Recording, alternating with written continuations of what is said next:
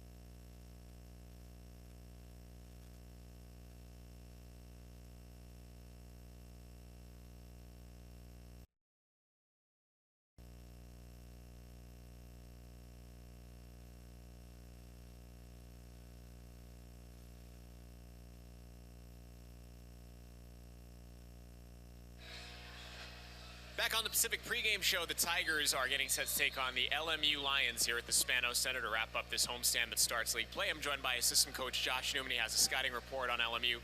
First, coach, obviously it was a tough result the other day on Thursday in the league opener. The Tigers falling 69-49 to BYU. Obviously, circumstances were such that you had guys coming in late with the flight gum-ups and everything, and you know, Donovan getting hurt, Sam getting hurt in that game didn't help. But what were some of your takeaways from that BYU game? No, I think you're exactly right. We're not going to make excuses because that doesn't help anything. But we did have some circumstances that are kind of out of our control and just kind of difficult to deal with, honestly. You know, with the guys not getting in and. Basically, the day before we played, we didn't have our whole roster. We had 4 guys that still weren't here, but you know, our timing was just off. I thought our energy was a little bit kind of lingering from the Christmas holiday. Could be travel, but whatever. But BYU came in here and did a very good job, and they executed their stuff, and we just didn't deal with their defensive very well. You know, we couldn't score. You know, we were held to 49 points, I think it was, and the ball just wasn't going in the basket, and that's not really like our basketball team. So hopefully we'll play better tonight, even though Loyola is the best team right now in the league defensively, and we got our work cut out for us. Yeah, how do you go now from that to, you know, there hasn't been much time between that game and now, so were you able to kind of regather everybody in that short time that you had to get ready for this game? Yeah, you know, I think just being on the floor together helps because, again, we haven't been able to string days together. You know, even though, like you said, Donovan and Sam aren't going to play today, but the guys that are going to play, they were out there yesterday. We were kind of working on our timing, working on our offensive philosophy, and hopefully we can get into the game. It is a quick turnaround, but that's league play. You know, we're into that part of the season where you kind of have your foundation, you have everything in place, and now you kind of create little wrinkles and adjustments per team. I don't know how much you're able to go back, look at the BYU film, and digest some of that and reflect on it, but the offense, I know you mentioned it was a little bit stagnant. I think everybody noticed that as well. reflecting back on it, what were some of the adjustments you could have made maybe to get it more fluid and working a little bit better? Yeah, shot selection. I mean, at the end of the day, this team has really kind of had a difficult time identifying good shot, bad shot, and that's something we're continually talking to them about. Is you got to turn down a good one for a great one. And I know there's some concern, like if I give it up, I might not get it back, but that's something that we can't have. We've always got to make the right play, and if that guy is not making the right shot, then we're going to substitute him. But that's something I think that we've kind of continually struggled with is just shot selection, moving the ball, multiple touches. When we get the ball moved from side to side, it gives the defense a chance to make a mistake. When you shoot it, off one or two passes, the defense is pretty set. So hopefully today we'll do a better job of moving the ball, sharing the ball, and getting more open looks. Let's delve into LMU. They've won 3 in a row coming in. They had a big win at Portland on Thursday, 92-72. I mean, I don't think anybody saw that coming, especially the way Portland played early on in the season. But this LMU team has been really tough, and they've given teams a lot of fits. Take us inside LMU, this edition of LMU. I know, last year they had Eli Scott and Joe Quintana. Not with those guys this year, but they haven't skipped a beat. No, you're right, and sometimes it's addition by subtraction.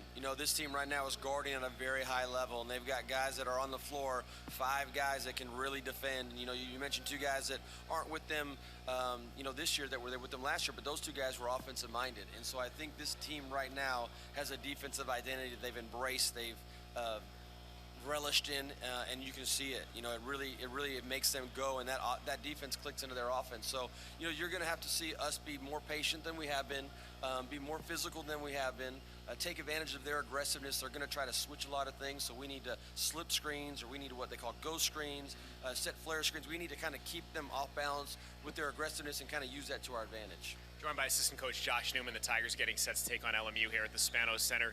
On paper, Cam Shelton is their leading scorer. He's averaging just over 18.5 points a game, and he shoots 50% from the floor.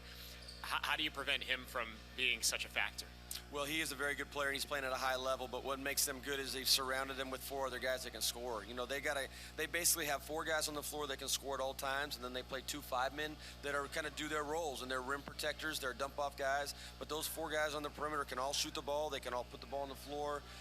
Shelton he's the leader of the group, obviously, but they're going to try to put a lot of stress on our defense, particularly the interior with paint touches. And so we've got to keep Shelton out of the lane. We've got to make him uncomfortable. We've got to stay down his shot fakes.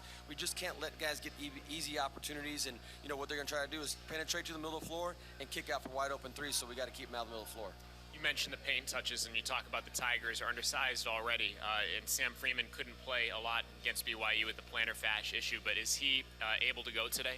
No, so Sam will not play, nor will Donovan Williams. So we are smaller, but like we've said multiple times, our smaller lineup sometimes is our better offensive lineup. So the one good thing about playing Keelan at the 5 today is their 5-man's going to have to come out and guard him. He can't sit back there in what we like to call play the goalie spot, because he can't protect the rim when Keelan's standing out there. And Keelan is a very good 3-point shooter, so he needs to make some shots tonight for us. How do you expose that when they bring their 5-man out? How do you get what you want out of that when they have to do that defensively? Well, first of all, their 5-man's not going to be comfortable on the perimeter. So that right there is a little bit uneasy for him. And so now he's in a spot where he's not normally used to. And now you start moving him around. You get him in ball screen coverages. You get him on pick and pops. You get him on ghosts. And now he's just kind of in uncharted water for him in unfamiliar areas. So hopefully he'll get lost and Keelan will get some open opportunities. How do you get Luke Avdalovic some more looks? Yeah, I think the best thing for Luke is transition, because when it comes down to half court and we get slowed down, teams can really gear up their defensive energy, and they can run them off screens, and they can be physical with them, and they can be handsy. So the best thing for Luke and best thing for our team is getting out in transition, because in transition, you're trying to get back and locate an area, not necessarily guarding a man. And so that's where I think we can really help Luke get lost, is in transition. Lastly, give us a category or 2 that this game will boil down to today.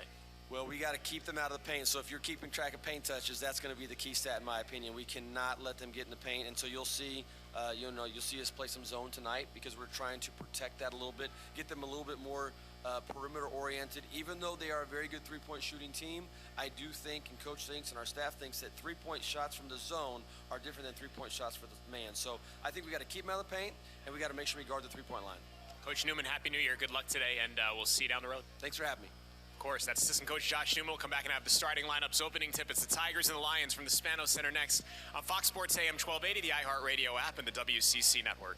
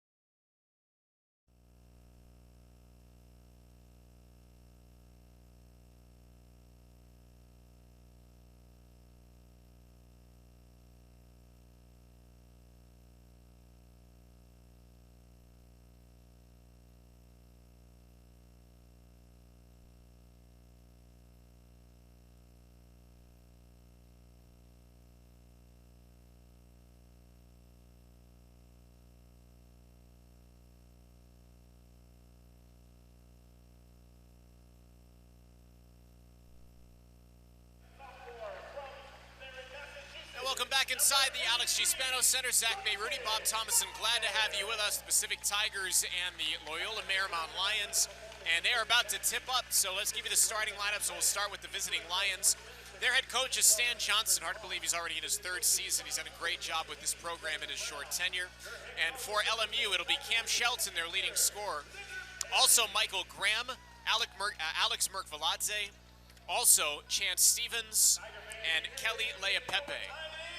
So again, for the Lions, Shelton, Graham, Merkvaladze, Stevens, and Leapepe. For the Pacific Tigers, under second-year head coach Leonard Perry, Greg Outlaw, Keelan Boone, Luke Avdalovich, Judson Martindale, and Mo Odom. Again, for the Tigers, Outlaw, Boone, Avdalovich, Martindale, and Odom. Tigers shorthanded, as we went over in the pregame. Sam Freeman is out, and he will be unable to play. Also, Donovan Williams is out. Williams with a heel contusion, and Freeman with a plantar fasciitis. Tigers wearing their home whites, white jerseys, white shorts, Pacific written in black letters, trimmed in orange across the chest.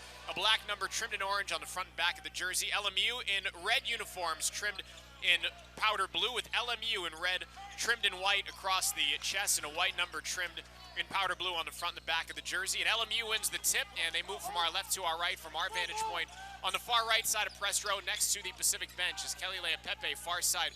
Up top to Chance Stevens, the freshman from Riverside, and Stevens will hand it off to Shelton, who transferred in from northern Arizona, native of Chino, California.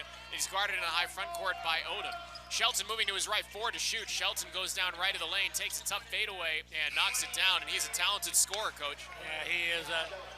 You know, they use the whole shot clock. Tigers play great defense, and they kind of give a 15-footer, but Tigers move from our right to our left. Keelan Boone between the circles, going to hand it off to Outlaw. Drives right of the lane. Outlaw floater off the glass and in. Nice floater. It's big for him. He's been struggling offensively. To get the first one in, that'll help. Yeah, if the Tigers can get some production from Outlaw, they would be thrilled. As Leapepe to Shelton. And to Shelton looking to his left, gives to his left to Chance Stevens. Stevens guarded by Avdalovich. Shimmies, now moves to his right, gives to Leapepe. Leapepe drives right of the lane, kicks it out near corner to Shelton. Shelton's going to take a fadeaway three, and this is going to be off the mark. The rebound is tipped and controlled by Luke Avdalovich to Mo Odom. Odom on the left wing, bounce pass to a back-cutting Judson Martindale, and he lays it up and in. You know, Odom did a really nice job slapping the ball out. They would have got that offensive rebound and kept that alive. So Pacific with a lead, 4-2, and now from the left wing, a three is missed, and that was taken by Chance Stevens. Hope they keep on shooting those shots. Yeah, Tigers will take that as it's 4-2 Pacific. Tigers with the ball. Martindale slithers to the rim, but tries to scoop it up and can't get it to go. And LMU has the miss. Shelton to Merkvaladze to Leapepe. Shot fake on a three, drives past Martindale, puts a floater up, leaves it short. Martindale clamps the rebound. Our right to our left, into the front court goes Martindale up the far right sideline, leaves it for Odom near midcourt.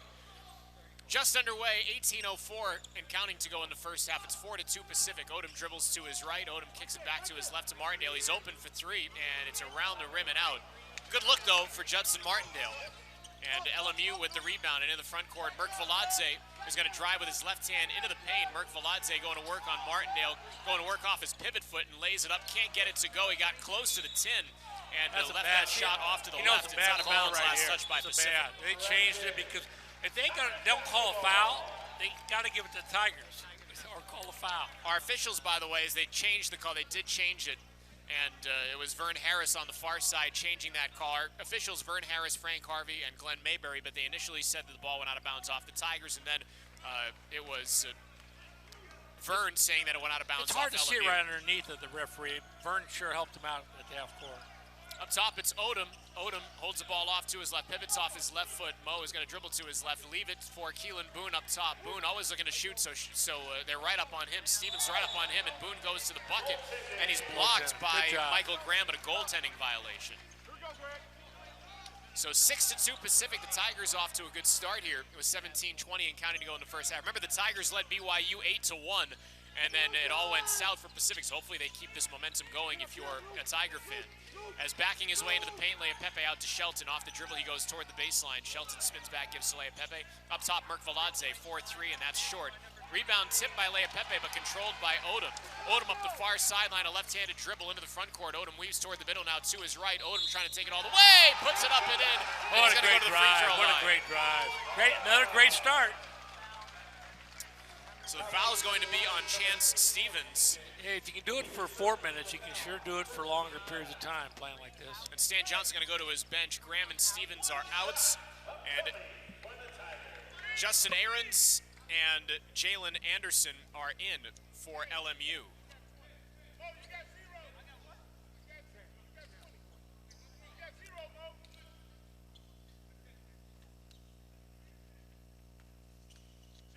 So Motron completed a three-point play. And it is up, and it rattles through. Justin Arns, by the way, his last name is spelled A-H-R-E-N-S, but it's pronounced Arns. Has just checked in for LMU. From our left to our right go the Lions. Pacific out to a 9-2 lead as Shelton moves to his left, kicks it to the far corner to Arns for three, and that is well short. Arns, a 34% three-point shooter, transferred in from Ohio State. Odom is into the front court with the ball, and Odom, near the Power Cat logo, getting the offense situated, kicks it to his left to Outlaw. Outlaw drives toward baseline left, puts up a running jumper, and it's around the rim and out, and Alea Pepe seals off for the rebound. They only made one pass in the offense right there, and they trying to score off the dribble. Merkvaladze, shot fake from the left wing, gives to Alea Pepe. Alea Pepe is moving to his right around the arc with the dribble, hands to Anderson. Anderson to his left, kicks it back to Shelton on the right wing, now to Alea Pepe. Alea Pepe guarded by Keelan Boone. Alea Pepe backs his way in, puts it up, and the shot will not count. It went in, but it's going to be a foul on the floor, and Keelan Boone. Well, they're not going to help out there when they. I can see Loyola just pound the ball inside because they're dribbling 2-3 times, and there's no double team coming. So it's a non-shooting foul. Foul's on the floor. The thing that's saved the Tigers so far, they're shooting a lot of quick threes, Loyola Marymount. Inbound, and in one motion, Anderson receives and guides it right through. So quick, easy inbound for an easy Tigers bucket. have had a hard time all season guarding it. Out of bounds play. Yeah, those baseline out of bounds, but a bugaboo for Pacific as Outlaw dribbling to his right, hands to Odom. Odom now dribbles to his left, gives it back to Keelan Boone on the right wing. Shot fake off the dribble, goes into the paint. Boone pivots, now tries to leave a bounce pass on the baseline for Outlaw. Knocked away, but Greg gets it back. 9 to shoot, out on the perimeter to Boone, and now near midcourt to Odom with 5 to shoot. Mo, the true freshman, dribbles to his right. Odom gets to the baseline, gets swatted by Merkvaladze with 1 on the shot clock. And the Tigers are going to have to inbound and have a quick shot. Might be less than a second. I'm not sure the tenths of a second. Yeah. But it's going to have to be immediate for the Tigers when they inbound to shoot when we come back after a time out 5 minutes on the floor. Good. Yeah, another solid start, Coach, for the Tigers. 15:32 to go in the first half, and our score from Stockton, the Pacific Tigers 9, the LMU Lions 4. We're back after this on Fox Sports AM 1280, the iHeartRadio app, and the WCC network. Chase Chevrolet has been winning California business since 1944. Get a little Stocktonian in you. I'm Steve. And I'm Jamie, and we're owners of Smitty's Wings and Things here in Stockton. As a former pro football player, Steve Smith knows about winning. Football and business is about teamwork. When they needed a new Tahoe for their business, a winning drive from the team at Chase Chevrolet was just a few clicks away. And then delivered our car the next day, so it was very easy. I would do it again. There's no competition. Chase Chevrolet. Buy into it.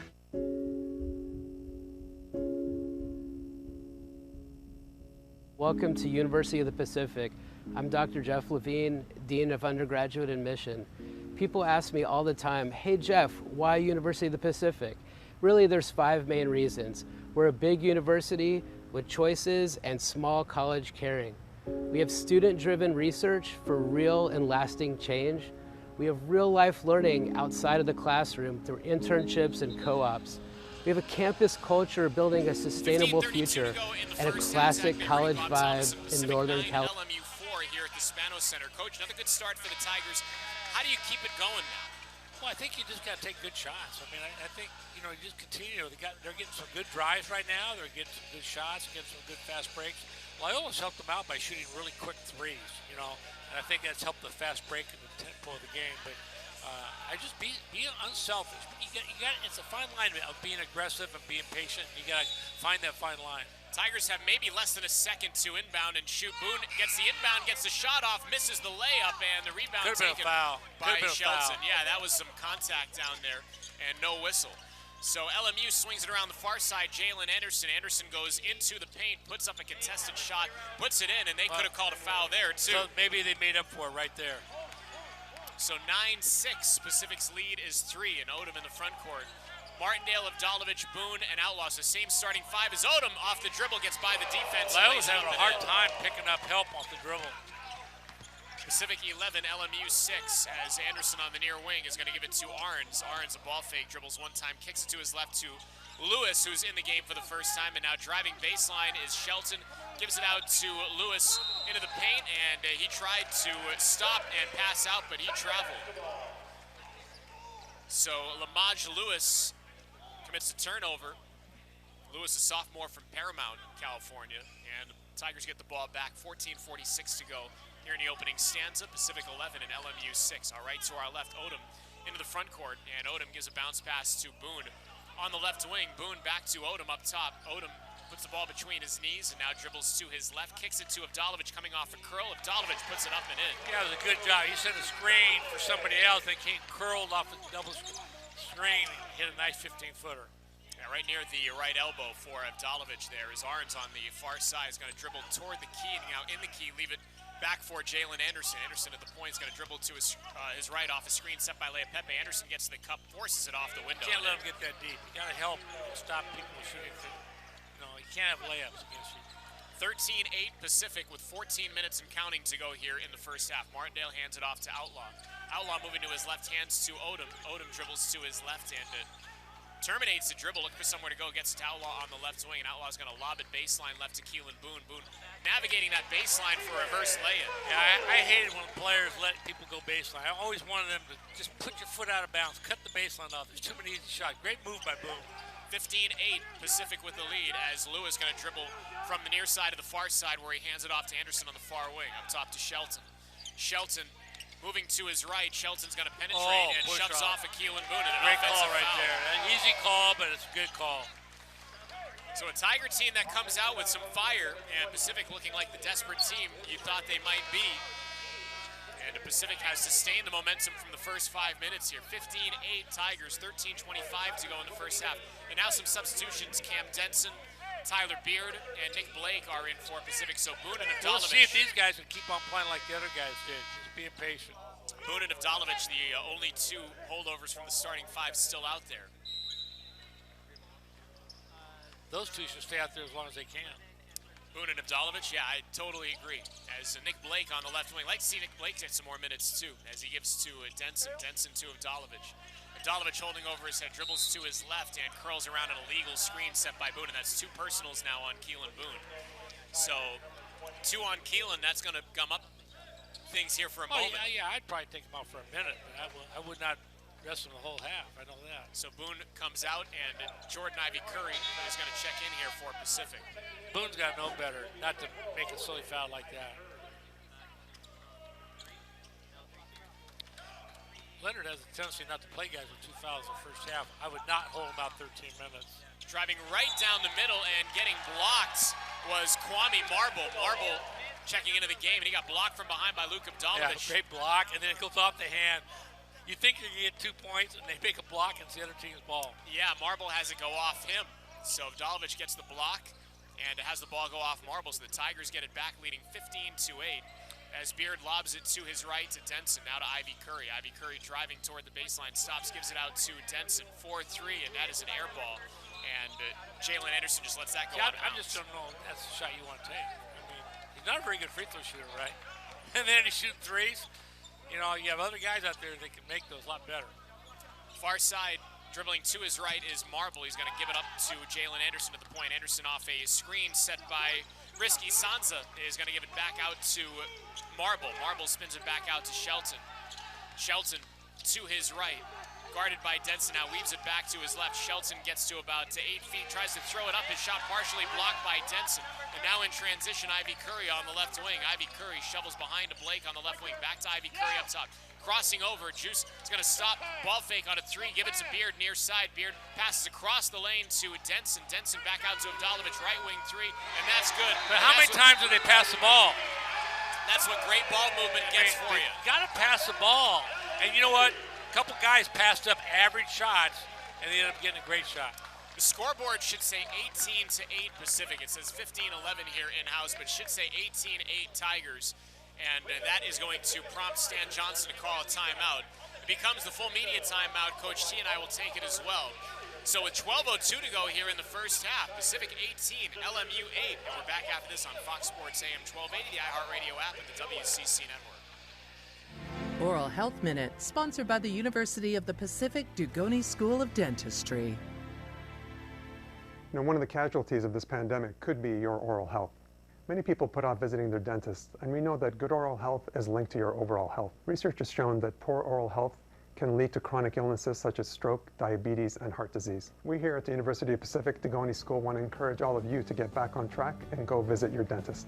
Our school's purpose is to help people lead healthy lives. We've been providing high-quality, affordable care to the Northern California community for over 125 years. Our clinics in downtown San Francisco care for nearly 20,000 patients from all walks of life each year.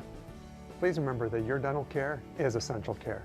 Clinics serve children and adults of all ages and are conveniently accessible by BART and public transportation. Learn more about affordable dental care at Dugoni School Clinics in San Francisco at dental.pacific.edu.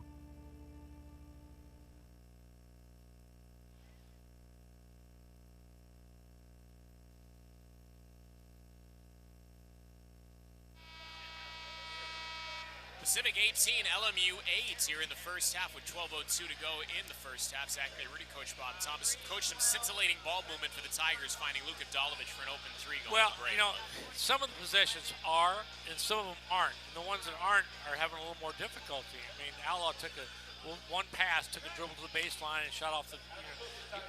If you have the ball, you're not playing defense. So the Tigers, without depth, don't want to play as much defense today. So they got to be patient, but still keep on attacking the basket.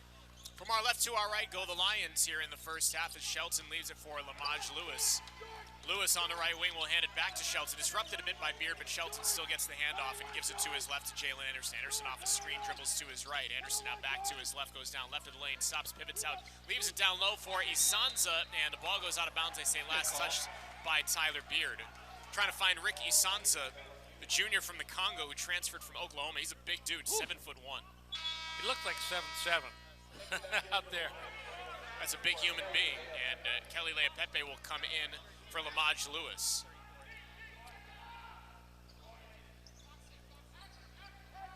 So baseline left, it will be inbounded by Cam Shelton. 8 on the timer for LMU. And Shelton looking for Isanza, but instead gives it out to the left wing for Jalen Anderson for 3, and that will rim out, and the rebound secured by Cam Denson to Nick Blake up the far right sideline. Blake will leave it for Jordan Ivy Curry on that far sideline. Juice dribbling to his left, now back to his right. Stops, ball fake, give it up to Beard, and now left wing to Blake. Blake off the dribble, drives to the baseline, forces his way to the cup and lays it up and in. The big guy could have helped him right there and clogged it up, and he did a nice job. Now a long distance pass for Shelton was knocked away by Beard, but Shelton able to get it back. And now Leapepe on the right wing gives it near corner to Kwame Marble. Marble, the little shot fake, dribbles to his left, gives to Shelton. Shelton to his left, now back to his right, explodes toward the bucket, lays it off the glass. He's got to help. Denton's got to go over there and help and take a charge.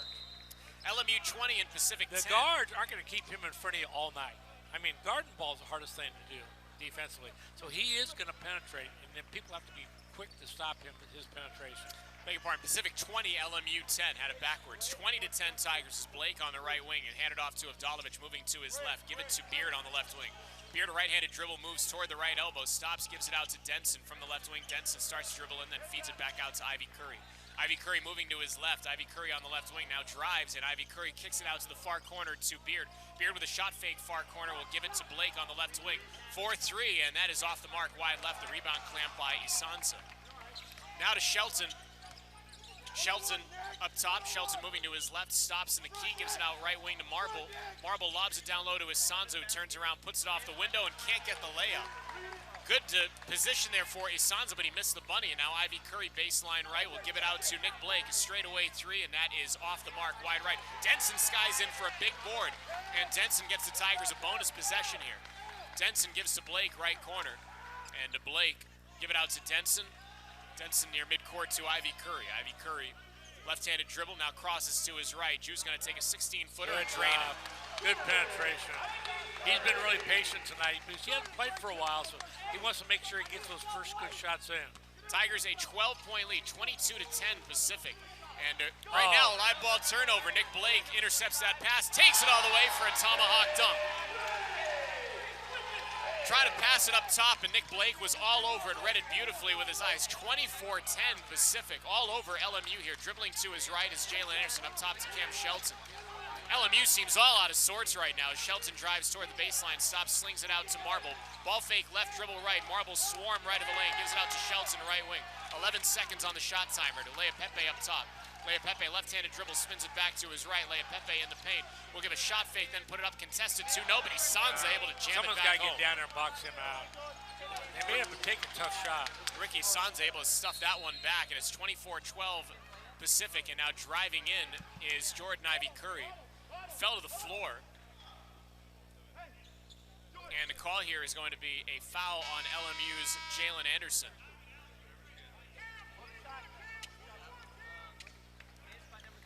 And with that, Luka Vdalovic will check out. And Greg Outlaw's back in. So it's Outlaw, Beard, Shelton, Blake, and Ivy Curry on the floor right now for Pacific. Guarding the inbounder is Michael Graham, who's back on the floor for LMU, doing jumping jacks in front of Beard, who inbounds near corner to Blake. Blake double teamed and is trapped near corner in front of the LMU bench, but is able to get it to Denson. Now up top to Ivy Curry, goes off the dribble right into the paint, puts up a floater, no, but he does get fouled. And the foul is going to be on Kelly Lea Pepe. Lea Pepe, the senior from Melbourne, Australia, more known for his hair. But he's also a pretty good ball player. This is 6th or 7th year playing. I feel like he's been here forever. Yeah, I was just thinking that, but he is a senior from Melbourne. And the free throw for Ivy Curry is up and tickles the twine. It's good. 25-12 Pacific with 8:43 to go in the first half. Second one is up and good. So Ivy Curry makes it 26-12. LMU a bit stunned here. It's an LMU team coming off of a big-time win up at Portland, and LMU has not had the answers here in the early going. Tigers have had all the energy. Lea Pepe dribbling to his right, gives to Anderson right wing. Anderson dribbling to his left. Feeds it back out to Merkviladze, and now Anderson up top. Anderson dribbles to his left. Going to take a spot up three, and that is wide right. The rebound taken by Outlaw.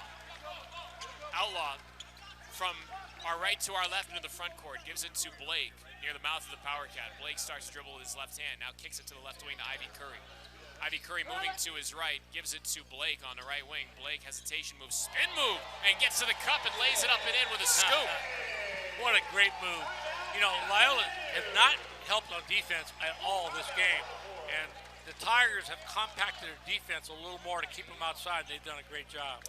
So with 8:05 to go, it prompts LMU to call another timeout. And Stan Johnson cannot be happy with the effort from his guys right now. 8:05 to go in the first half. Pacific 28 and LMU 12. Back after this on Fox Sports AM 1280, the iHeartRadio app, and the WCC network.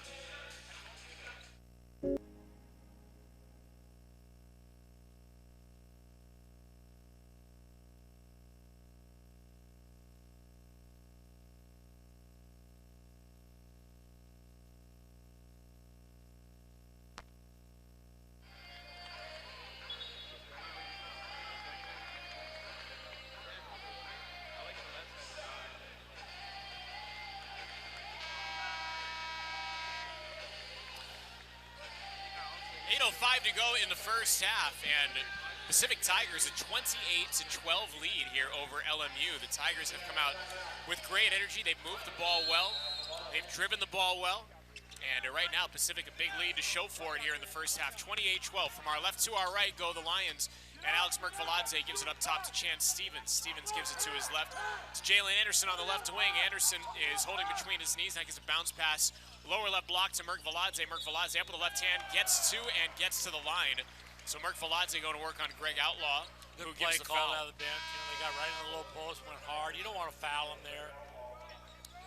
Well, again, the Tigers are undersized, and this is probably where you want to attack. And Josh Newman in the pregame interview talked about limiting the paint touches for LMU, and you figure that's an area where Pacific can be really exploited. They have limited them, but the time they scored, they score on 2 or 3 layups. You know, they can just eliminate that, beat them outside.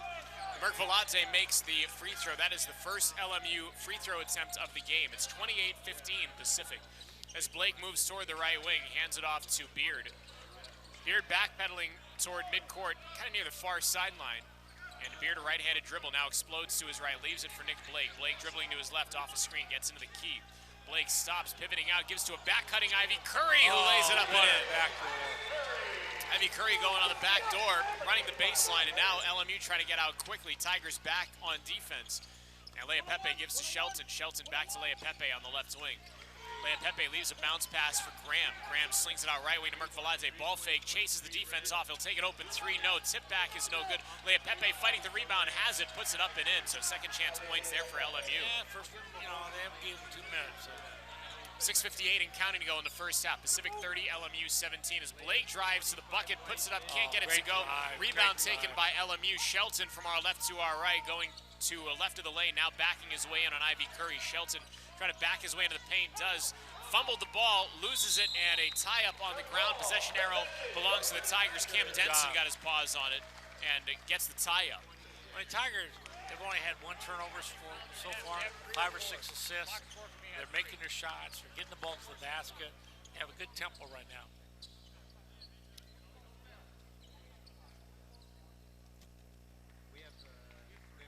So the Tigers are going to get it to inbound it here after they get the floor mopped up off to our right to the liking of Vern Harris, who gauges with his sneakers if that's been mopped up sufficiently, and it has. So Denson inbounds to Beard, also Outlaw, Blake, and Ivy Curry on the floor for Pacific as Beard up top moving to his right. Off the screen, gets to the right wing and now gives to Blake at the point. Blake chest pass left wing to Ivy Curry. Ivy Curry moving to his right off an illegal screen by Blake, and there was just no reason for Nick to run into his defender like that. No, last time he set a screen and the guy came off the screen and he didn't go anywhere, so they just switched the screen. It's like, you got to go to the basket, you got to go somewhere. You can't just stand there. People can switch and it doesn't do you any good. So 30-17, the Pacific lead is 13, as on the right wing, Merkvaladze up top to Leapepe. Back to Merkvaladze on the right wing, who juggled for a moment. Merkvaladze is going to put the ball on the floor, dribble one time to his right, give it up top to Arns, and now to Leapepe, who gives it to Shelton on the left wing. Shelton off the dribble, explodes toward the baseline. Stops, slings it out to Merkvaladze, a straightaway 3, and that's around the rim and through. So Alex Merkvaladze, a 33% shooter from beyond the arc, out of Modesto Christian High School, by the way. Denson to the right wing to Ivy Curry. He's open for 3, trying to answer back, and it rims out. The rebound taken by LMU's Cam Shelton. Shelton might try and take it coast to coast, instead feeds Leapepe right wing for 3, and that is off the mark. The rebound taken by nobody. It's going to be a loose ball foul called on LMU's Ricky Sansa. With that, Makai Richards will check in here for the Tigers and give Cam Denson a breather. 5:47 to go in the first half. It's Pacific 30 and LMU 20.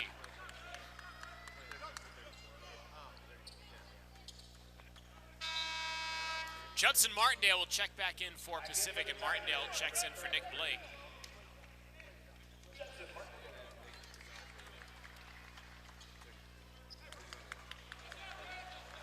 So Martindale inbounds to Beard, and from our right to our left, Beard takes it across the center court stripe.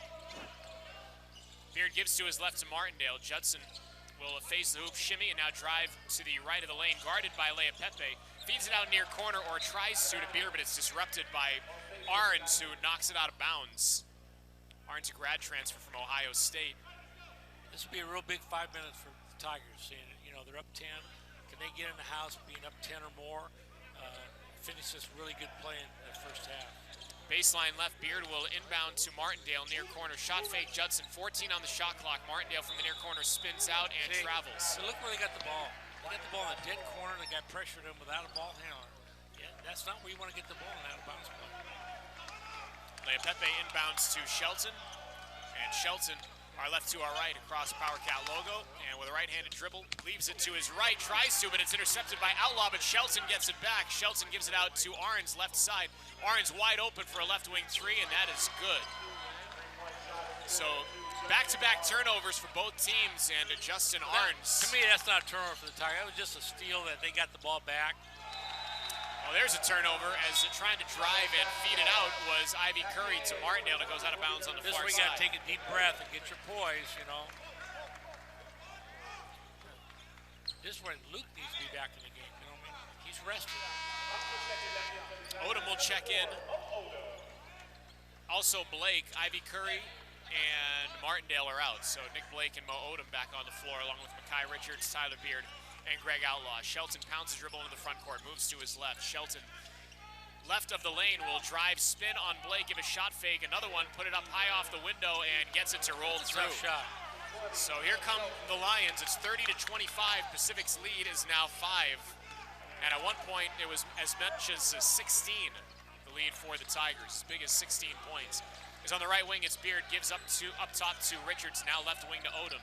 Odom's going to dribble to his right. They could have called an illegal screen there, but Odom's going to take a shot. It's no good. The rebound ripped away by Lea Pepe, and the Lions have a chance to continue this run here. Shelton now in the front court, the ball handler. Shelton drives left of the lane, slips and falls, somehow gets the ball back, saves possession, finds a man on the far side. That's Merkvaladze for 3, but he misses. And the rebound taken by Pacific. That was a great save by Shelton. The Tigers get the rebound, though. And it's a 5-point lead for the Tigers as Outlaw is up top. Outlaw is going to be called for a carry with 4:04 to go in the first half. So the Tigers turn it over, and here comes Luke Avdalovic, coach. As you mentioned, it's probably better to have him in the game right now and Luke back on the floor, and Tyler Beard will have a seat.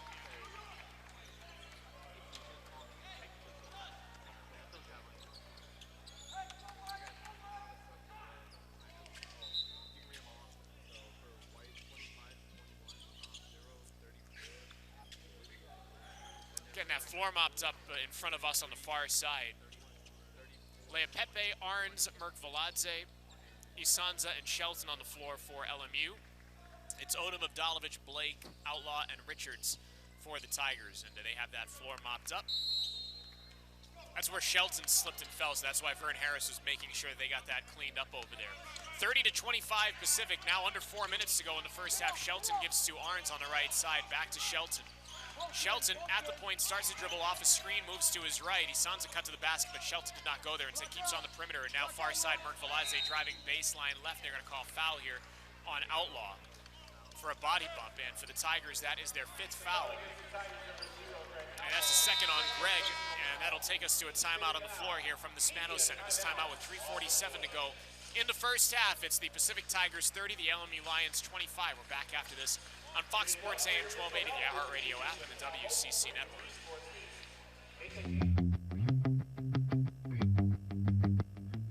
Hello everyone, my name is Ayla Shah. I use she, her pronouns, and I'm currently a sophomore at the University of the Pacific, majoring in business administration.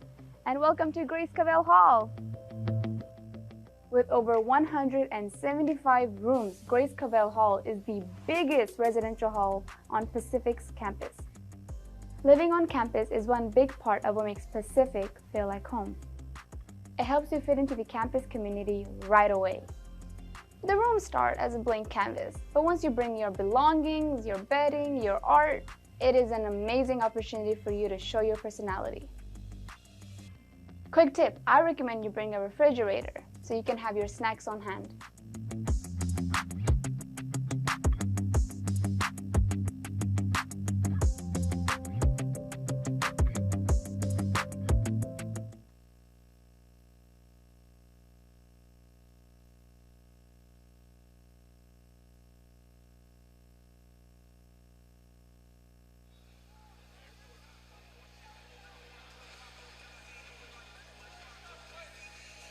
3:47 to go in the first half. Pacific 30, LMU 25. Coach, LMU starting to cook here. What's changed for them? Well, the Tigers are kind of getting on their heels a little. They got to get back to being aggressive offensively, driving the ball to the basket, sharing the balls, taking good shots. As the LMU started making shots, the Tigers got a little tentative. So you got to stay focused right now. You know, you've played a great, 15 minutes of the game. You don't want to just collapse 5 minutes, let that 15, 16-point lead come back. Baseline left will be inbounded by Arns, and he lobs the inbound to Merkvaladze as Avdalovic contested it, but Merkvaladze makes the reception. He gives in the high front court to Shelton. Shelton off in Isanza screen, dribbles to his right, drives right of the lane, puts it off the glass. No, Isanza, the offensive rebound, did not hit the rim, so Isanza going to work, and he traveled. Yeah, he didn't have good footwork. He didn't have good hands. So obviously he's big, he's strong, he got one tip in. But, I mean, if he has to put the ball on the floor to make a move, it's going to be pretty tough, I think. Yeah, he tried to dribble one time, and it was a bad dribble, and that's what got him caught. So 30-25 Pacific as Odom dribbles to his left, kicks it near corner to Ivy Curry. Ivy Curry drives baseline left, then feeds it out to Blake near side. And now far side to Mo Odom. Odom holding the ball over his head, gives to Blake. Blake a head fake, dribbles to his left, and gives to Denson. Up top, 8 to shoot. Now to Odom on the right side. Odom dribbling to his left, lobs it down low to Denson, and it was there, but a bad He's pass. Going left, out of trying bounds. throwing the ball over his back on the move, across court pass. Not a good play. Not a good play. So Pacific 30, LMU 25, and the Lions another chance to continue this run as Merk Veladze on the left side. Up top to Shelton. Shelton off an Isanza screen, dribbles to his right. Shelton trying to get in on Denson, who stops him nicely defensively. And now they feed back on the perimeter to Arns. He'll take a straightaway three. It's off the mark, and the rebound is secured by Denson, who bear hugs the ball. To Ivy Curry on the right wing. Ivy Curry cuts to his right, to the baseline, puts it up, can't get it to go. He's creating a lot of fouls for though. Loyola. He's playing very well. His penetration, that'll probably lead to him making a couple outside shots too.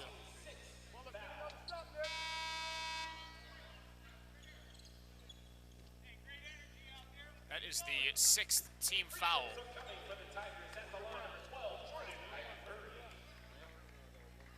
Ivy Curry at the line. And it was Arns who committed the foul, so Ivy Curry's first free throw will rim in. Off around the rim, off the backboard and through.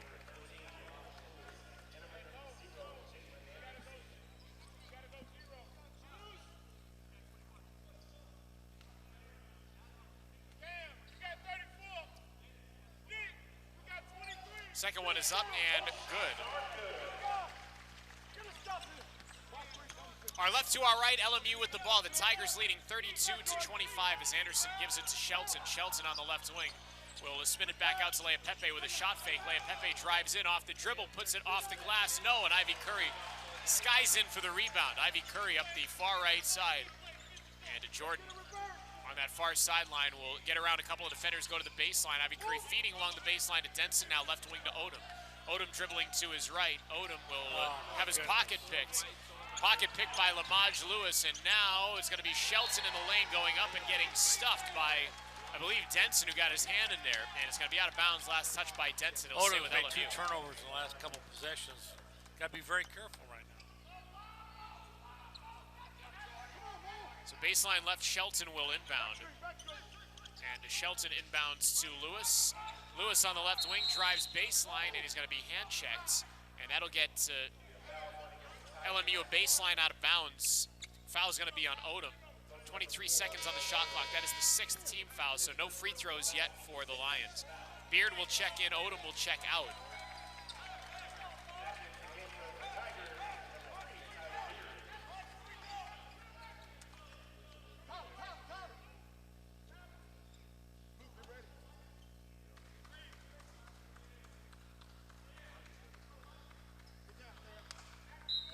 Baseline left, Shelton will inbound, and Shelton will inbound to Lewis on the far wing. Lewis rotates the ball over his head, dribbles to his right, now drives middle of the lane. Lewis, swarmed by white jerseys, give it out to Merk Veladze. Merk Veladze from the left wing drives in, puts it off the glass and in. Yeah, very good player. 32-27 Pacific as Ivy Curry zooms into the front court to the right wing, up top to Nick Blake. 1:44 and counting to go in the first half. Denson moving to his right. Denson leaves it for Ivy Curry. Ivy Curry calling for a screen, and Denson comes in, sets it, and Ivy Curry does use it, staggers to his right, then gives it back to his left to Denson, who drives toward the baseline, feeds it out to Beard, left wing. Beard dribbles to his right, now probes toward the lane, gets swatted by Merk Veladze. The ball goes out of bounds, far sideline. Beard's got to be ready to shoot that ball. You know, I know he's been sick a little. He's got to get back to, playing the way he's capable, but he's got to shoot that ball. He's not ready. So it's going to be 6 on the shot clock for the Tigers. Ivy Curry inbounds to Blake. Blake dribbling to his left, spots up for a 3, and it's off the front of the rim, off the backboard and out. Rebound taken by Shelton. Shelton passes the near corner, Merk Veladze, and now to Anderson driving from the left wing. Through the key and now back out to Merk Veladze on the right wing. Merk Veladze up top to Lewis. And now to Shelton on the left wing. Shelton dribbles to his right with his right hand. Back to the hoop now. Gets to the lower left block. Couple of shot fakes. Finds his way through the defense. Puts it up. Tigers do not foul and do a nice job to bother the shot as Shelton left it short. Now in transition, Denson. I don't know how he made that pass. Curry made that pass. Jordan Ivy Curry, a beautiful feed to Denson. And then LMU turns the ball over, so the Tigers are going to get it back. 34-27 Pacific leads with 51 seconds to go in the first half. It's Stan Johnson talking with Vern Harris right now about something. I'm not sure what Stan was upset about. I didn't see the turnover because we were screened out by LP. But the Tigers do get it back, and from baseline left, it'll be inbounded by Beard. And Beard is going to call timeout. Beard did not have a clean inbound opportunity, so he calls timeout. They do a poor job out of bound plays underneath their own basket this year. I don't see that. I never see them score, and they have a hard time getting the ball in bounds or putting in bad situations. So this is a 30-second timeout here called by the Tigers, who will lead at 34-27 with 51.1 seconds to go. This has been a great energy half here, Coach, for the Tigers. And now they have a chance. They have a chance to put a bow on it. Now you want to end this first half. Here's what you want to do. You want to get two good shots, and hopefully you can make one stop. Right, with 51 seconds to go, to me, you don't want to shoot too early. To me, I try to get inside 10 because they can't go 2 for 1. You know what I mean? That's what you want to try to do. You want to get 2 shots and keep them at 1. So I'd run a play that I'm shooting in the last maybe 7 or 8 seconds right now to hopefully get fouled or get a bucket. But I want 2 good shots and hold them to 1 shot. And then whether you make them or not, or they make it, you know, you're going to finish the half fairly strong. Tigers will inbound with 51.1 to go in the half. 20 seconds on the shot clock. It'll be Beard to inbound. Beard slaps the basketball with his right hand. Pieces start to move, and Beard looking to inbound and still looking, and they get 5 seconds. They just had a timeout, and they get a 5-second call. I mean, that's totally ridiculous. So 34-27 Pacific. Tigers turn it over, and Shelton in the front court. Shelton crosses over, drives down the middle, and Shelton loses defender, but from behind, Denson swats the ball, but the loose ball gathered in by Lea Pepe, who lays it up and in. Who's guarding him, though? See, that's what I'm saying. Is that, maybe it was Dent making a block. You know, that's why the ball was over. Now, with 30 now you're in a situation where you turn the ball over, they get a bucket, and now I would still go for 1 shot here. 2.6 seconds separate the shot clock and the game clock. 34-29, Pacific's lead is 5. I would not shoot till 2 seconds on the shot clock. I would want no way for them to be able to make a basket. Ivy Curry is dribbling and bleeding the clock near midcourt, guarded by Shelton, who's jabbing. Ivy Curry fading it toward that far sideline. Ivy Curry with 14, 13, 12 on the game clock, 9, 8, 7 on the shot clock. Ivy Curry moves to his right. Ivy Curry with a shot fake is going to take a fall away from 18. Does not draw iron. The ball is loose underneath, and a shot clock violation. So they're going to put time back. They should put time back on here. It should be about 2.6, you would think, right? But they're going to say 1.2. I thought there was more time. It would seem like it was 2.6, but take the time to go look at it. So 1.2, Merk Veladze is going to make a baseball pass to Lea Pepe, who catches, gives to Shelton at the buzzer, takes a 3. What a great short. play. Nobody's over here guarding him. That was a great play by the Lions, and the Tigers got lucky there. They all go for the pass. I mean, come on, just stand with your man. Shelton was wide open on the right wing and missed that shot at the horn. So the Tigers dodge a big bullet. That would have been a crushing blow to end the half. But LMU, a strong finish to the first half. The Tigers had a strong start to this game, and they do have a 5-point lead going into the locker room. So do you feel, if you're the Tigers, you feel better about the way the half started, or do you feel worse about the way it ended? The way you played the other night against BYU? Yeah. They're playing great. Yeah. I mean, they're playing really good. Could they play better? Yeah. You know, it's disappointing when you can't get the ball in bounds underneath your own basket. I mean, by this time of the year, you should have 5 or 6 plays where it's automatic to get the ball and throw the ball back to half court or something and run a play. But you got to get that ball. So that's hurt the Tigers. But they played without Boone the last 12 minutes of the half because he had 2 fouls. And you know what? That's not bad keeping Boone out when you got a lead. You know what I'm saying? That's not bad at all. So they just got to go back and play another great half. And you know, even if you play a great half, it's probably going to be a close game at the end of the game. And so you just got to be able to execute, enjoy. But that was good basketball for the Tigers. All right, so our score at intermission, the Pacific Tigers 34, the LMU Lions 29. We'll take a break, we'll come back, and we'll have all the numbers from half number 1, as well as a look around the WCC after this on Fox Sports AM 1280, the iHeartRadio app, and the WCC network.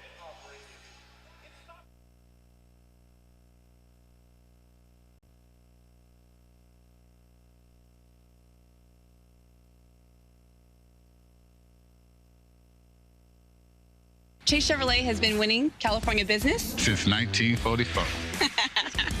Get a little Stocktonian in you. I'm Steve. And I'm Jamie, and we're owners of Smitty's Wings and Things here in Stockton. As a former pro football player, Steve Smith knows about winning. Football and business is about teamwork. When they needed a new Tahoe for their business, a winning drive from the team at Chase Chevrolet was just a few clicks away. And then delivered our car the next day, so it was very easy. I would do it again. There's no competition. Chase Chevrolet. Buy into it.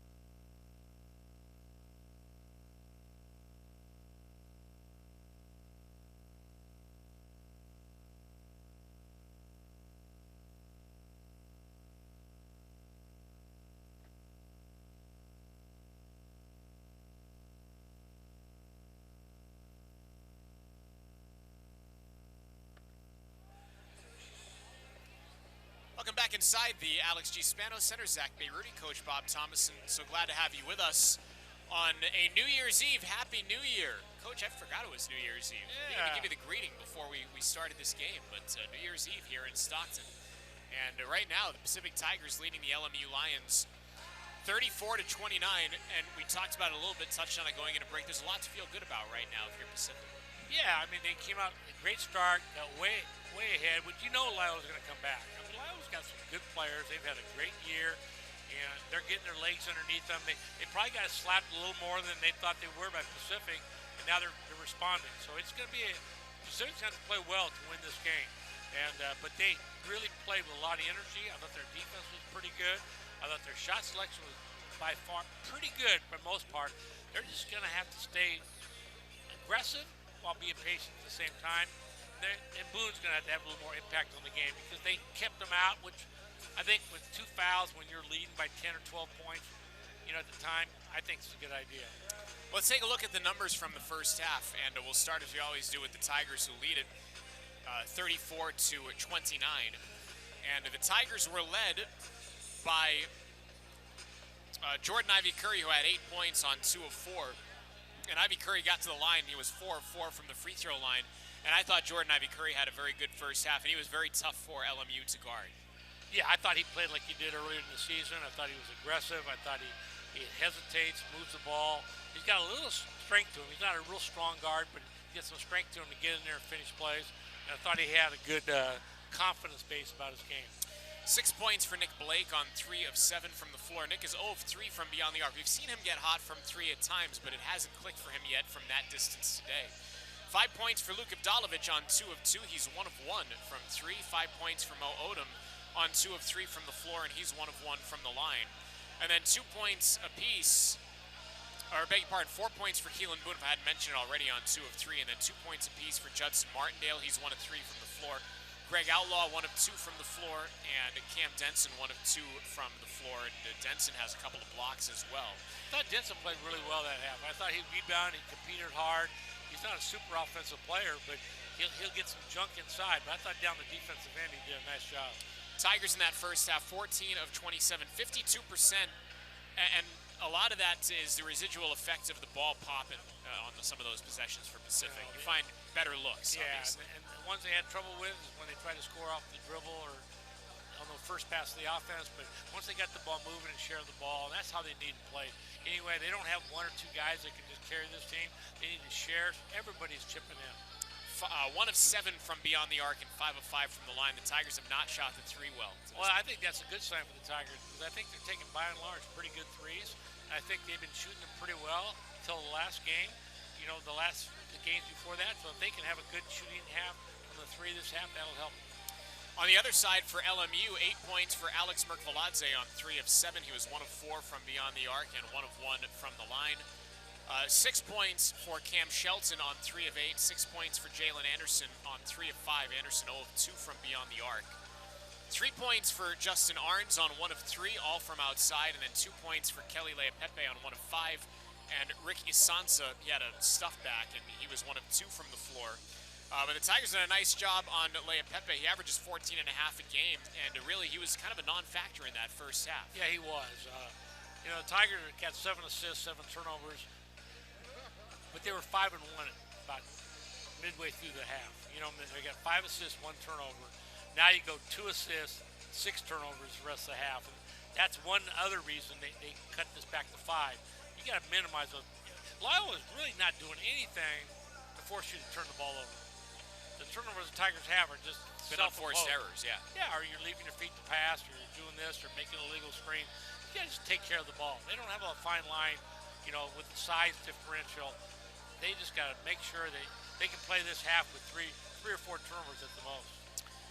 LMU 12 of 32 from the floor, 37.5%, 2 of 12 from beyond the arc. So both teams struggled from 3, and 1 of 1 from the line. Turnovers, LMU turned the ball over 7 times, and the Tigers got 4 points off of those turnovers. Tigers also turned the ball over 7 times. LMU generated 7 points off those turnovers. Points in the paint. Pacific 24, LMU 16. So the Tigers wanted to limit their paint touches, and to this point, they've done so. Did a great job of that. They've still given up some, you know what I mean? And I think they can do a better job cutting that off. The Tigers did a good job driving in there and getting their own paint touches. Second chance points, LMU 6, Pacific 4, fast break points, LMU none, Tigers with 4. Tigers have 16 bench points, LMU 11.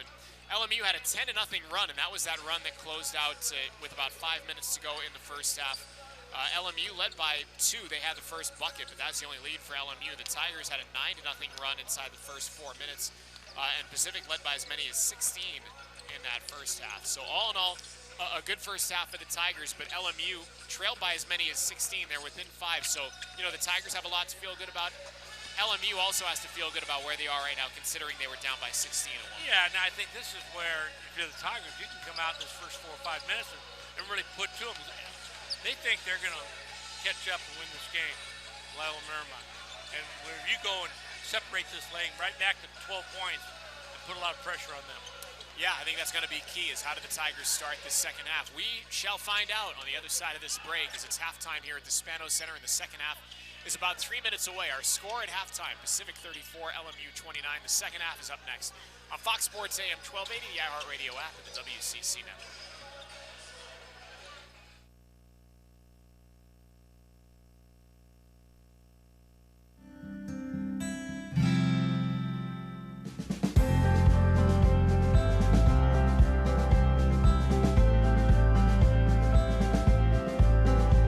We offer concentrations in civil engineering, mechanical engineering, engineering management, electrical and computer engineering, and computer science. Normally, we have engineering students and computer science students who will apply for the Master of Science and Engineering Science program. However, we offer pathways for people who have no background in engineering and are looking to find their identity within engineering.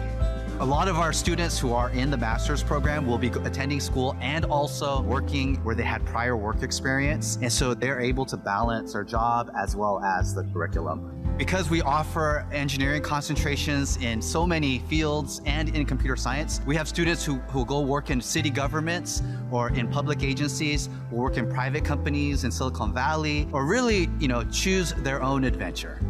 I was just wonderfully surprised to see the amazing female faculty here at Pacific, and specifically in computer science. And it really encouraged me to continue my passion.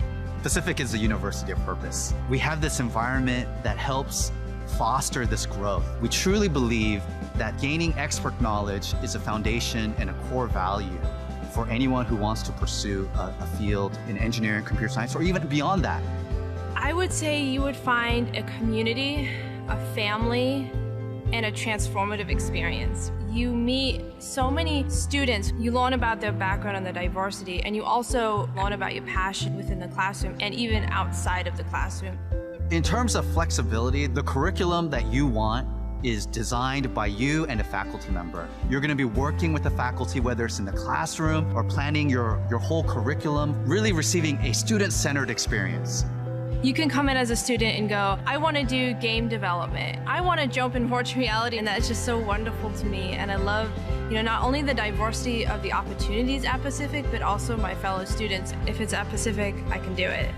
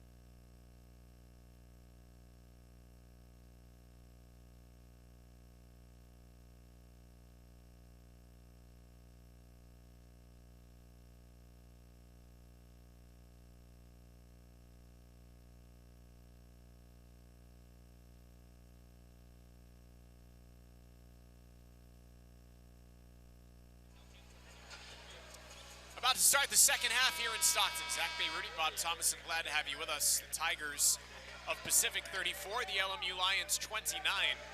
Tigers will head out on the road this week at San Diego on Thursday and then at Pepperdine a week from today. We'll have it for you on Fox Sports AM 1280, 7 o'clock on Thursday night from San Diego, and a week from today, 5 o'clock from Malibu. And the Lions have the ball to start the second half, and they move from our right to our left. Start with right now. The Tigers do I like the move they did. Confuse them, get them off their being aggressive. Yeah, Tigers in that zone right now as Shelton on the right wing as LMU trying to navigate it, moving to his left. Kick it to Merkvaladze on the left Tigers wing. just haven't played a lot of zone, but when they've played it, it's been pretty effective. Shelton with 5 to shoot now. 4. Shelton got to take a tough 3 from the far side, and the ball was partially blocked, and Lea Pepe was going after the loose ball. And they're going to save the ball, went out of bounds last touch by Pacific, but will it be a shot clock violation? Yeah, it will. Great defense there. Yeah, Glenn Mayberry pointed saying it would be LMU's ball, but then he touched his head saying shot clock violation, which obviously. So, great first defensive possession. They probably had a man call rather than a zone call because the Tigers hadn't played zone. Good job. Now LMU moving from Pacific moving from our left to our right after the LMU turnover on the shot clock violation. As Mo Odom on the right wing dribbles to his left, gives it to Keelan Boone. Boone hands it to Evdalovic and now to Martindale, who Euro steps toward the rim and lost a handle on it, but it was knocked out of bounds by LMU, and the Tigers keep it with 12 on the timer. Looked like Judson had some room to go to the cup, though. Yeah, going off one foot is always tough. Baseline left, Odom will inbound, and Odom inbounds to Evdalovic, far corner, and now to Martindale. They're right up on Luke quickly when he gets the ball. Now to Odom up top. Odom Kicks it near corner to Keelan Boone. He's open for three, and it's off the mark.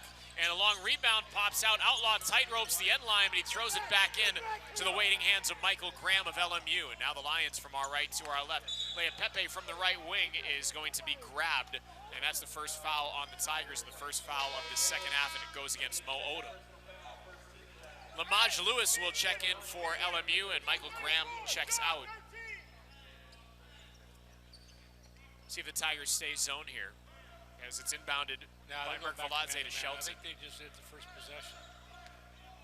I think I might have, though, the way they attacked it the first time. So Lewis on the right wing, off a Merkvaladze screen, give it back to Merkvaladze. On to pick and pop, Merkvaladze on the right wing will drive baseline. Merkvaladze reverse layup is through. That's just too easy. That's just too easy. So Merkvaladze, free pass along that end line. LMU cuts the Tiger lead to 3. Odom in the front court, kicks it right wing to Outlaw. Outlaw to Martindale up top. Martindale looking to his left, dribbles one time, hands it to Odom. Odom dribbles and looks to his right, still looking to his right with the dribble, gives to Keelan Boone. Lea Pepe right up on him, and now back to Odom, who's guarded by Merkvaladze. Odom weaves it to his right toward the baseline. Odom spins back, now goes to his left across the lane. Give it out to the far side to Outlaw. He'll take it and make it. That's a big bucket right there. You don't see Outlaw making a lot of threes off the dribble. Yeah, Outlaw with that three from the far side gives the Tigers a 37-31 advantage. Outlaw to Lea Pepe right of the lane. Lea Pepe drives baseline right, and they're going to say that he pushed off as Odom kind of flew toward that baseline, and they called the push off. You know, sometimes when you get a little guy guarding a big guy, they get in that situation where they want to power that guy and hit him getting an offensive foul.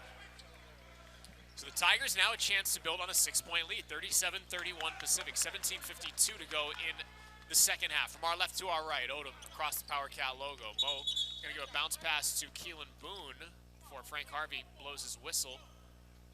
This might be an official's stop here. He's talking with both Lea Pepe and Boone.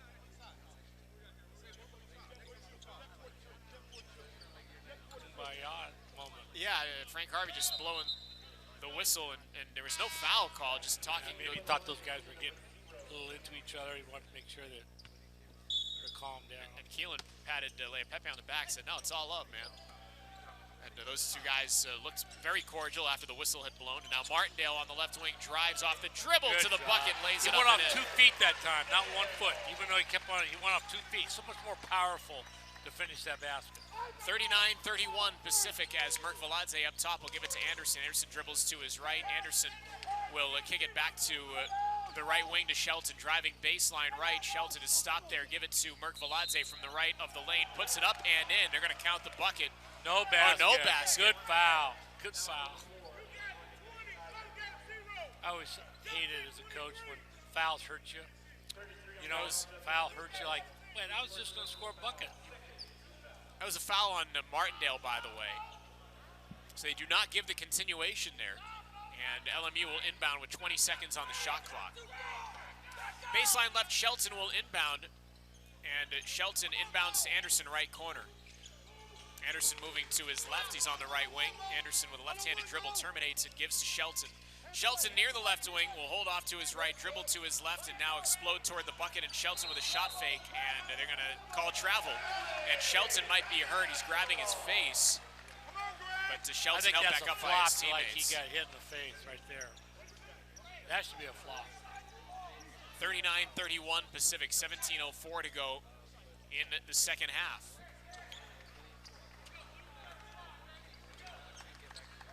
Martindale inbounds to Odom, who takes it into the front court and leaves it for Keelan Boone. Lea Pepe jabbing at him. Boone dribbles one time and leaves it for Mo. Odom is got a dribble to his left now. Odom back to his right, crosses over, takes a fade away from the top of the key. It's no good, and the rebound taken by Lamaj Lewis, but there's going to be a foul called here on LMU. The loose ball foul is going to be on Lamaj Lewis, who pushed off, they say, to get it.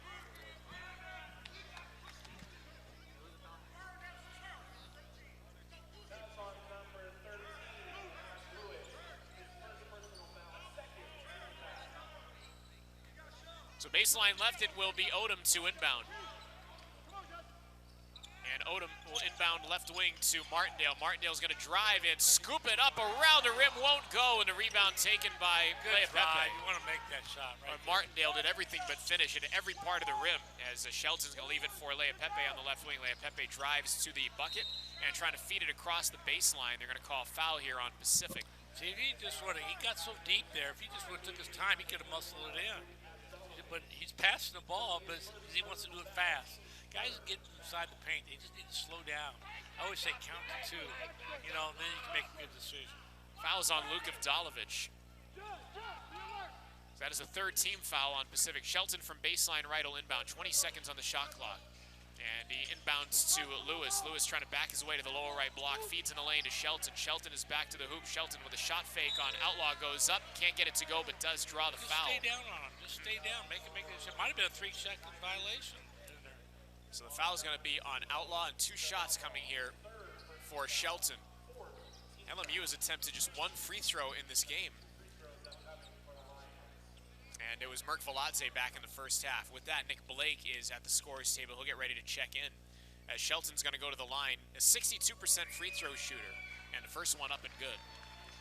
Stunning, because Shelton's a 50% shooter from the floor, and just 62% from the line. A lot of his shots today have been 3-4 feet from the basket, backing people in, being a strong guard. Hit 1 15-footer off the dribble early. Outlaw is out, Blake is in for the Tigers. Shelton's second one is up and good. So it draws the Lions to within 6, 39-33 Pacific. Odom into the front court, and Odom in the high front court moves to his right, looks to his left, continues to go to his right. He's bodied up by Jalen Anderson, gives it up top to Keelan Boone. Boone dribbling to his left, and Boone shovels back to Martindale. Martindale on the left wing will dribble to his left, stagger toward the baseline, sealed off there by Lea Pepe. Dribbling too much is possession. Everybody's dribbling the ball. Everybody's dribbling the ball. And now 8 to shoot. Odom in the high front court trying to make something happen. He'll lob it down low, and it's intercepted by Shelton. He was trying to hit Keelan Boone, who was cut.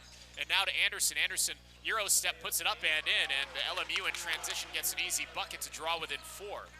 39-35, Pacific's lead is 4. Again, at one point in time, the Tigers led by 16 in this game. On the right side, it's Blake, and Blake dribbling to his left, trying to curl to the key, guarded by Arns, and Blake's gonna go up, hang in the air, put it up off the window, but can't get it to fall, and LMU has the miss.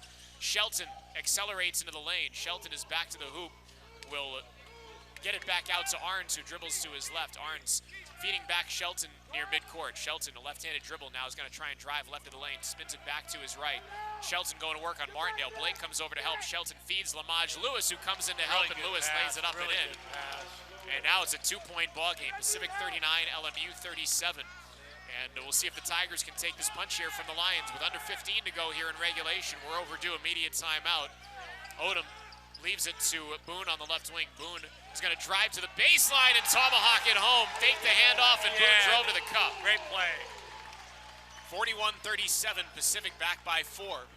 As Lea Pepe dribbles one time, looking to his left, gives it to Shelton. Shelton back to Lea Pepe.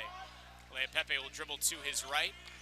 Lea Pepe leaves it for Jalen Anderson, who drives down the middle of the paint. Leave a bounce pass for Lea Pepe, but it's sniffed out by Odom, who comes up with a steal. Odom, a long pass to Boone, far left corner. Boone guarded tightly by Shelton once he receives the pass. Feeds it back out to Martindale, now on the right wing to Odom.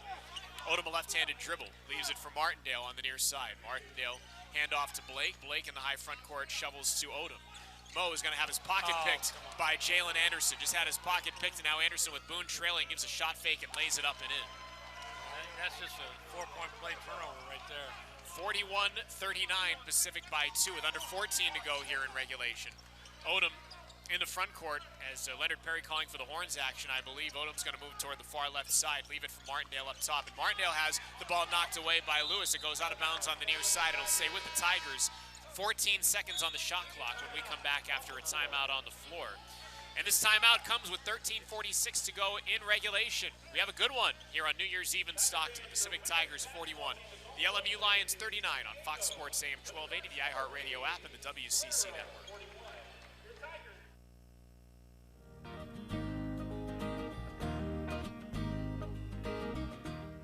Hi, I'm Calvin Boateng. I'm a junior pre-farm student. This is the Don and Karen DeRosa University Center, and it's where we all come to hang out. So let's go and check it out. So this is the dining hall. It's the main place to get food on campus. This is the marketplace where they serve a wide variety of food. My personal favorites are the burritos and sandwiches. Upstairs is the Lair, another place to get food, and it's open late at night. You can play pool here, and there's live entertainment at the Brickyard stage. If you're looking for something to do on the weekend, there's always something happening at the Lair.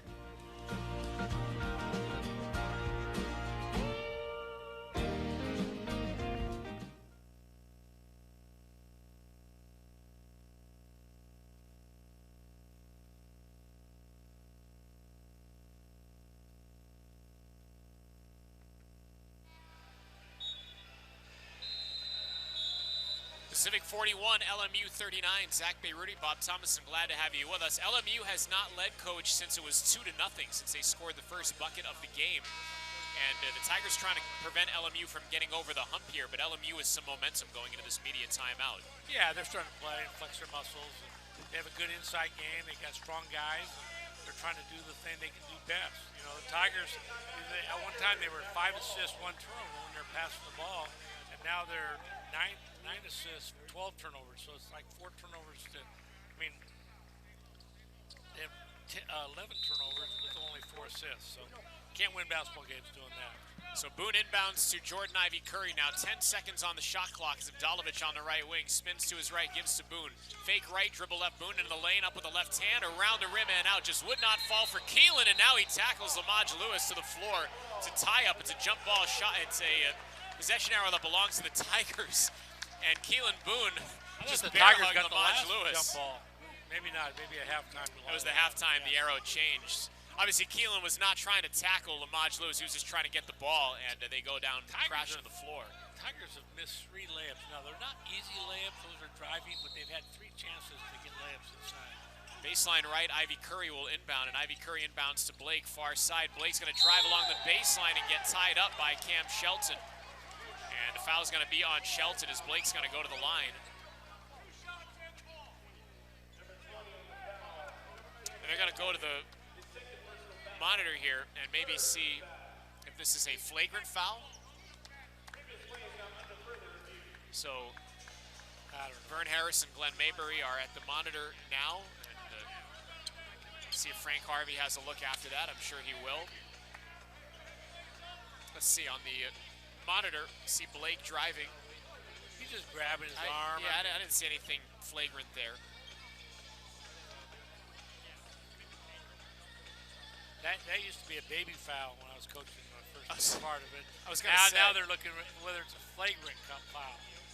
I was going to say, back in the day, I mean, can you imagine Bill Lambier thinking that was a flagrant foul? That guy clotheslined people. When you watch those Pistons, those bad boy Piston teams, I don't know if they'd make it today. You know how many times he got hit? It was so hard, dude. It was like they would have 10, they would have maybe 15 flagrant fouls a game back in those days. Nowadays, it's like they call flagrant fouls on fouls I don't even think in the NBA should be flagrant. So the official's going to get together here.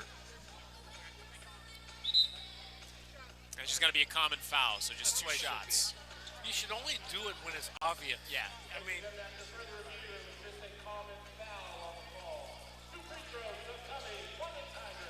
I agree, Coach. So Nick Blake's going to go to the line.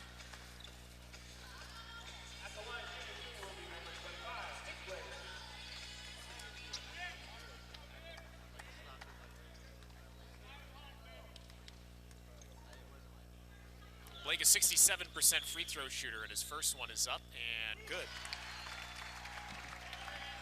he needs to have a big half. And the Tigers playing shorthanded today without Donovan Williams, without Sam Freeman. Second one is up and good, so Blake makes them both. And to your point, they'd love it for a guy like Nick Blake to step up here down the stretch.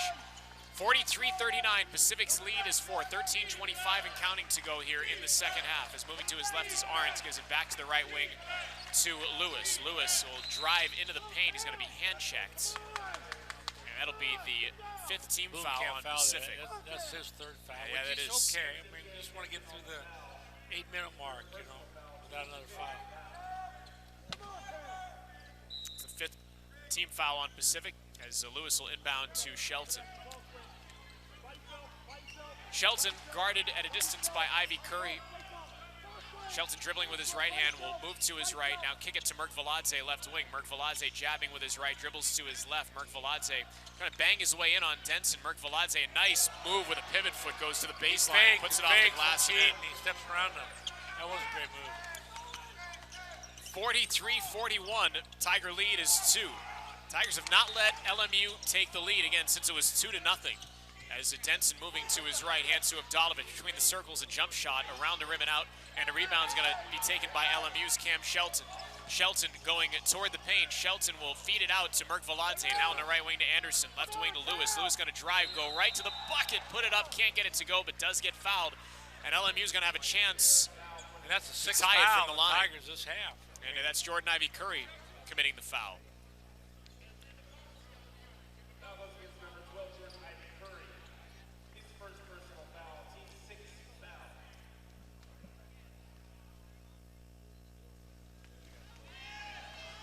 First one for Lewis is up and around the rim and out. Lamaj Lewis is now 7 of 22 from the line this season.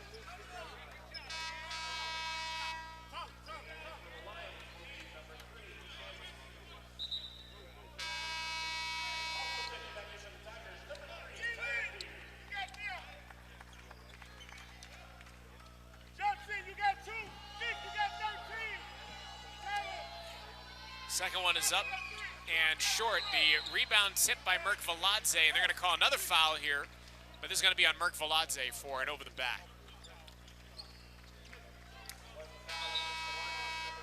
And with that, Kelly Leapepe will check in, and he takes over for Lamaj Lewis.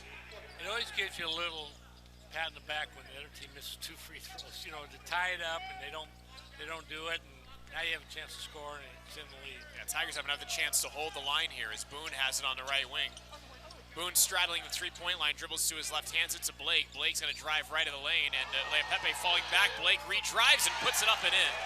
So Leapepe fell back. There was no whistle, and Blake found a little seam to get to the bucket. Technical foul when you fall down like that. I agree, Coach, as Arns is going to give it up top to Stevens. Chance Stevens to Leapepe up top, and now down low to Merkviladze. A ball fake, and Merkviladze is going to be fouled by Judson Martindale. Now the fouls have accumulated here to where LMU is in the bonus. Martindale is too slow to recognize that.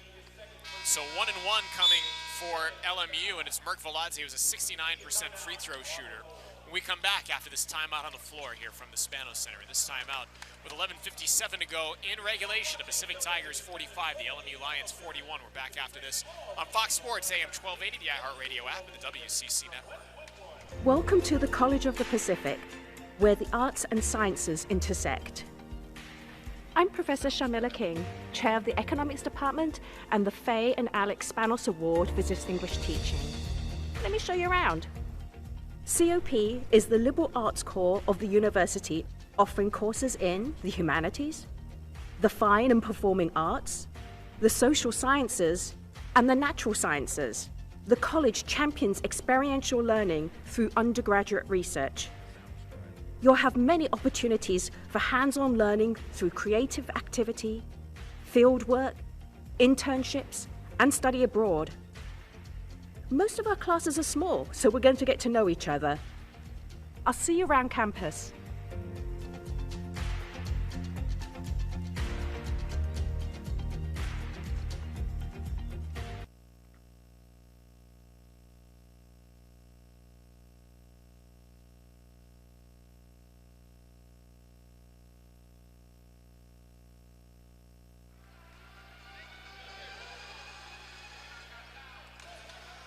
11:57 to go in regulation. Zach Bayruti, Bob Thomas, I'm glad to have you inside the Spano Center with us on New Year's Eve. The Pacific Tigers 45, the LMU Lions 41.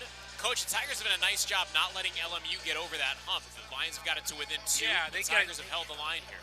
Their offense is bogged down, except for some drives to the basket. They missed 2 or 3 of them, but they're not getting any good looks. That many good looks right now, and I worry about this coming down the stretch. Usually it gets harder to get good looks down the stretch of the game, and if you're not getting very good looks right now, might not bode well for them, where they're getting in foul trouble too down at this end. And Loyola's trying to flex their muscles and pound the ball inside. Front end of the 1-and-1 That is was an a ugly bad duckling, shot but it that drops hit for Merck Veladze. From the rim to the corner of the backboard and fell in. A 45-42 now. Merck Veladze's second free throw is up, and good. That one's straight through. So Merck Veladze 3 of 3 from the line in this game, and once again LMU within 2. Tyler Beard from our left to our right of the front court with Keelan Boone, Judson Martindale, Jordan Ivy Curry, and Nick Blake, who has it on the right wing.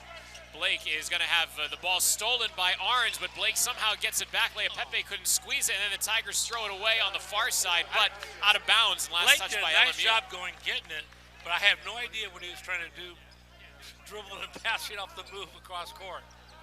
Just get the ball, bring it back out, and reset. So 26 seconds on the shot clock. Baseline left, it will be Beard to inbound from the far corner, and Beard inbounds on a bounce to Boone, and now to Martindale. Martindale to Nick Blake.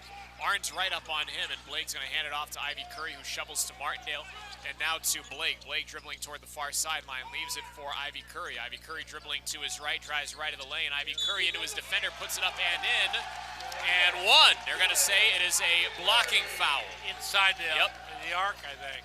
So the blocking foul is going to be on Chance Stevens, and you're exactly right. It looked like Stevens was there, but his position was off as he was inside the restricted area. So Jordan Ivy Curry with a big drive and a chance to make it a three-point play.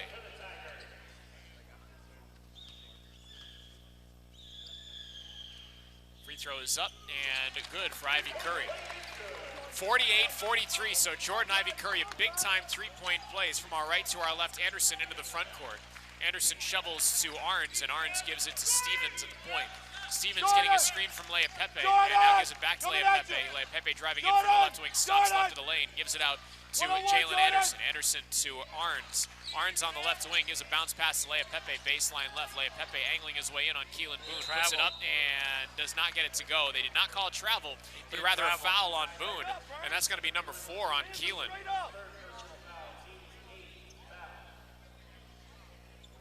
Beg your pardon, 3 on Keelan Boone. I thought that was 4. I did 2 initially. He got one on a drive right there. That was his 3rd one. Free throw for Leapepe is no good. Double check that.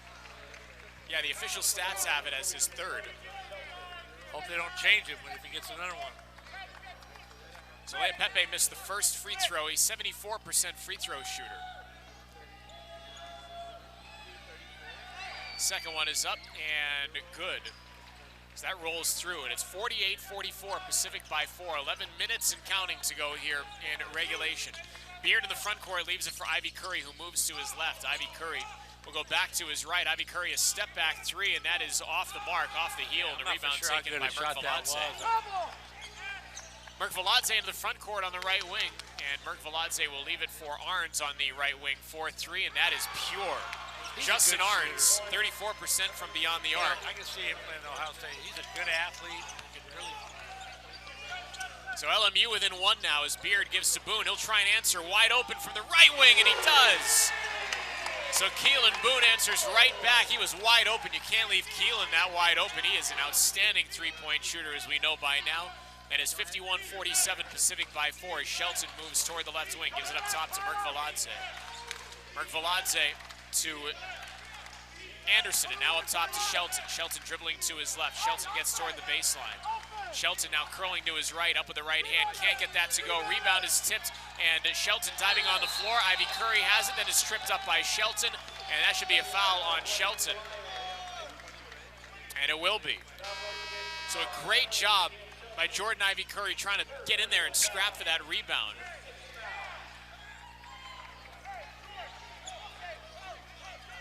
With that, Nick Blake will check out for the Tigers. Greg Outlaw is in, so it's Outlaw, Boone, Ivy Curry, Martindale, and Beard for Pacific.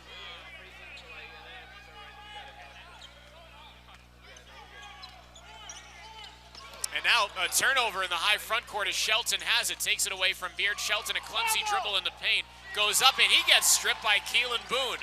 So back-to-back turnovers. Now Boone tight-roping the end line, gets it to Beard. Boone is grabbing his face, may have gotten poked in the eye. Now Avi Curry burrows right of the lane and puts it up and can't get it to go.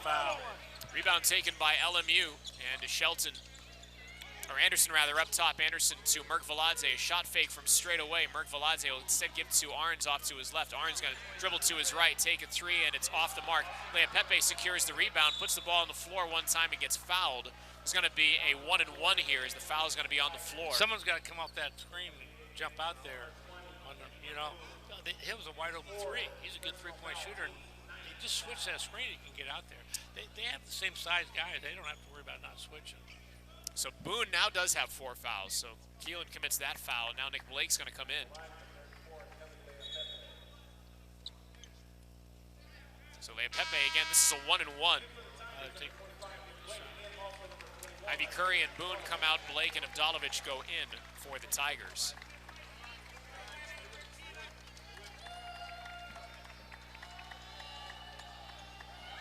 Free throw is up and good for Leapepe, so we'll get another.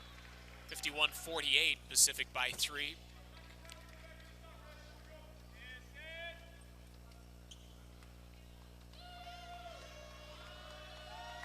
Leapepe 2 dribbles, free throw number 2 is up and good. So Leapepe once again draws LMU to within 2. This has been, though, the line that the Tigers have held, and we've talked about this. LMU had gotten it to within 1, but again, the Lions have not been able to take the lead since it was 2-0 to start this game. Yeah. And we'll see if the Tigers can hold this line. Beard in the front court, and Beard guarded by Shelton, leaves a bounce pass to Blake at the top of the circle. Blake rotates over his head, now drives to his right, throws it toward the window. No, but he does get fouled. He cleared out really well for Blake, right in the middle of the court. There's not too many guys who can guard him one-on-one. They call that foul on Lamaj Lewis. And this is 1-and-1 now for the Tigers. So Blake is at the line for 1-and-1. At least the Tigers got in the one-on-one also early, 9 minutes.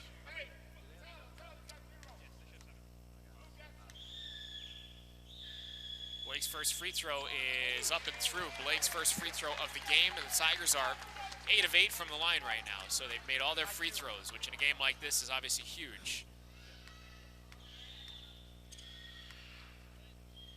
Second one up, and good. So the Tigers once again answer back and keep LMU at arm's length. It's 53-49, Pacific with the lead as Shelton across the Power Cal logo. Tigers making the Lions really grind here. As Arns left corner, he's going to spot up for 3, and that's off the mark, and the rebound clamped by Tyler Beard. Arns again was open, and the Tigers get lucky that he missed. Beard in the high front court, and Beard gesturing the play call, looking to his right, kicks it to Blake. Blake on the right wing, he'll take the 3 and make the 3. What a big shot that was. Big shot by Nick Blake, and the Tigers gain some separation with that. 56-49 Pacific. Moving to his right is Shelton, gives it to Anderson. And Anderson on the right side dribbles to his right, now drives to the baseline, puts it off the window, leaves it short. Outlaw gets the rebound, but it's knocked out of his hands. Secure that rebound. Knocked out you don't want the referees making a decision on that, whose ball it is. Knocked out of his hands by Merck Veladze, but it was last touched by Merck Veladze, so the Tigers will get the ball back with 8:23 to go in regulation. Pacific 56 and LMU 49. Left to our right, Beard in the front court. Beard guarded by Shelton, gives it to Martindale. Martindale to Blake. Blake to the right wing to Outlaw. Outlaw dribbles with his left hand to his left. Now curls it down left of the lane. He's bumped with the body by Lamaj Lewis, and this will be 1-and-1 for Greg Outlaw. That is the 8th team foul on LMU. And that's a 3rd on Lamarge Lewis.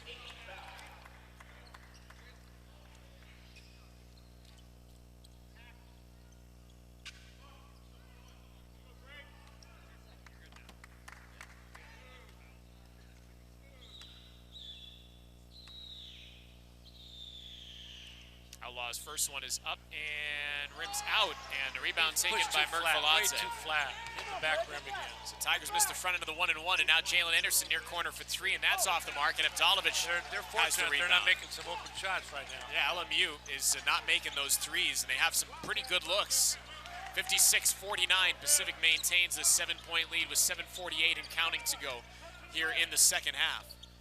Beard is going to kick to his left to Avdalovic on the left wing. Avdalovic is going to dribble toward the baseline. Now Vdalovic is going to take a tough fade away. It's no good. Rebound tip by Blake, controlled by Outlaw, out to Beard, and the Tigers can get reset here.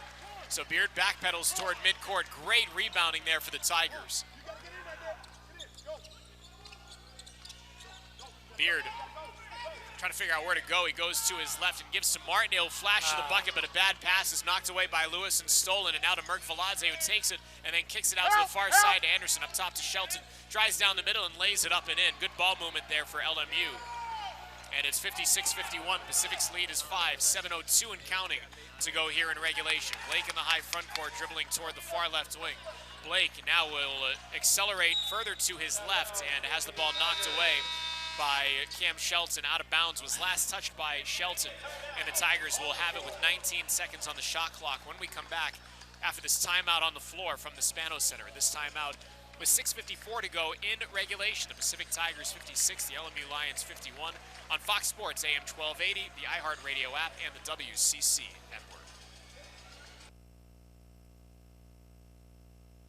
At this moment, in Stockton, Sacramento, and San Francisco, a University of the Pacific student has made a decision to learn, live, and lead with purpose in mind. Here, it's all about moments that change lives, families, communities, economies, the world. At University of the Pacific, these moments give life purpose. They give us purpose too. After all, we share one future. Join us, University of the Pacific.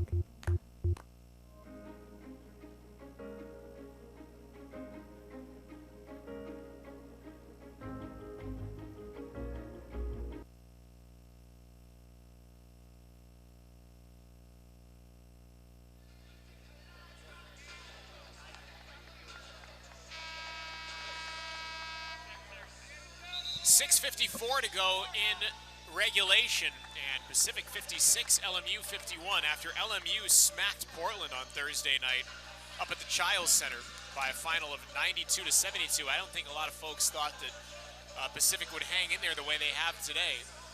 But the Tigers have bounced back admirably after that tough loss to BYU here 2 nights ago. And now here on New Year's Eve, looking to pull even in league play if they can hang on and beat LMU. The only lead for LMU in this game when it was 2-0. LMU's gotten to within 1, but they have not crossed that threshold. As a baseline left, Beard inbounds to Outlaw, and then up near midcourt in the hands of Nick Blake. Blake guarded at a distance by Shelton with now 10 seconds on the timer. Blake moving to his right, now cuts it back to his left. Blake skies through the air, scoops it up, and hangs on the front of the rim forever. Does not fall. The rebound taken by Merck Veladze. Yeah, Tigers have not had any dice with the ball hanging on that rim, as now Anderson's going to feed it out to Merck Veladze and now to Shelton. 20 seconds on the shot clock, under 6.5 to go in regulation. Shelton dribbling with his right hand, explodes to his right, now spins it back to his left. Shelton trying to get toward the baseline, lost the ball, and they're going to call a foul here on Pacific, and the foul is going to be on Greg Outlaw. Shelton got bumped by Outlaw, and then that was probably a good call. He dropped the ball and kind of rolled. Looked like it rolled his ankle on it a little bit on that ball, but they called a foul on Outlaw. This is double bonus here for LMU.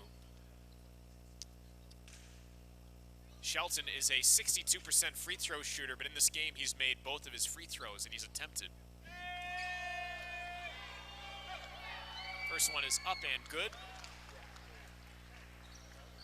By the way, Keelan Boone is still on the bench. Cam Denson is going to get to the scorers table. Boone is on the bench with 4 fouls, so we'll see when Leonard Perry wants to play that card and get Boone back in there. I think we're getting a little more size in the game right now.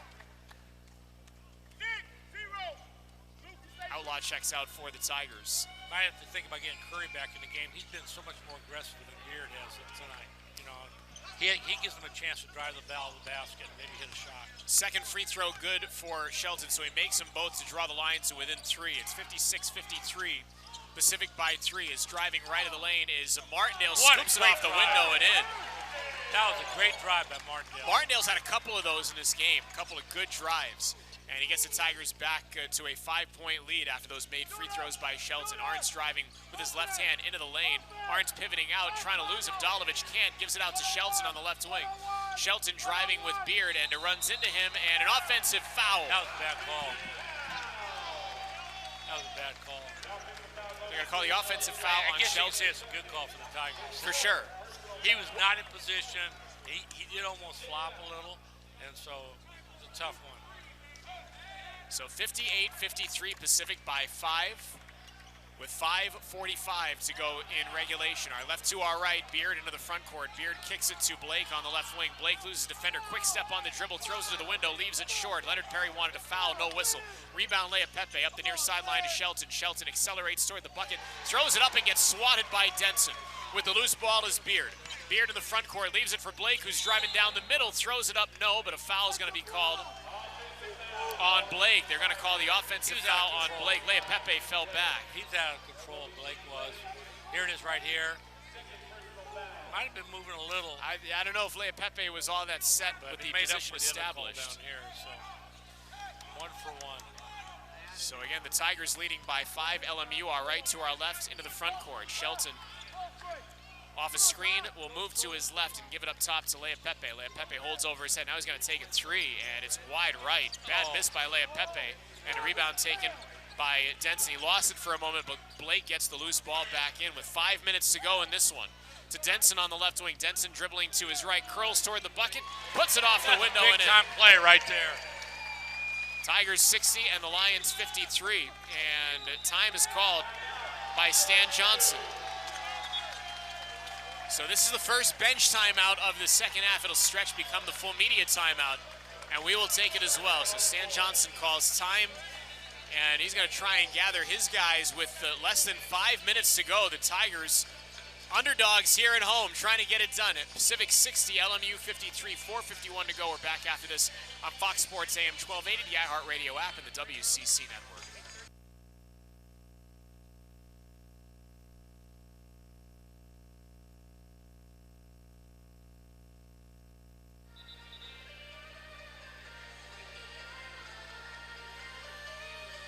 .451 to go in regulation. The Pacific Tigers 60, the LMU Lions 53. Zach Bayruti, Bob Thomason.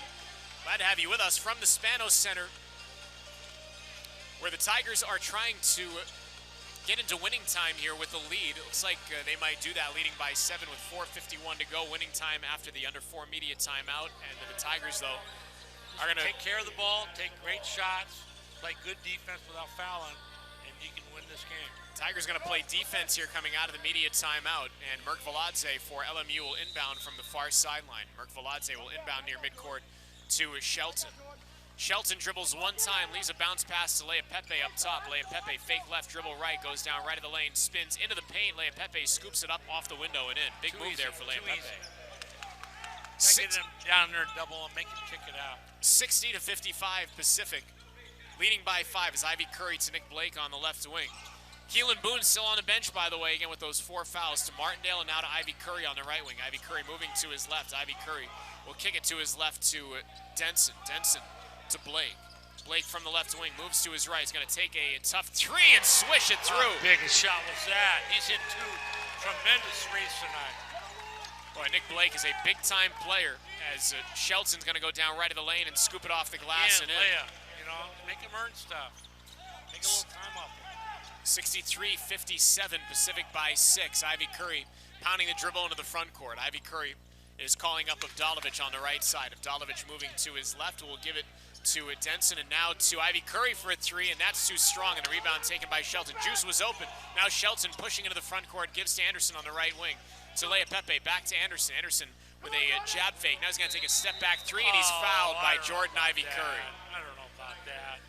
So Ivy Curry fouls a 3-point shooter, and that's obviously a tough blow for the Tigers going into this media timeout. So it'll be 3 shots coming for Jalen Anderson of LMU when we come back after this timeout on the floor here from the Spanos Center. It comes with 3:36 to go in regulation. The Pacific Tigers 63, the LMU Lions 57 on Fox Sports AM 1280, the iHeartRadio app, and the WCC network. At this moment, in Stockton, Sacramento, and San Francisco, a University of the Pacific student has made a decision to learn, live, and lead with purpose in mind. Here, it's all about moments that change lives, families, communities, economies, the world. At University of the Pacific, these moments give life purpose. They give us purpose, too. After all, we share one future. Join us, University of the Pacific.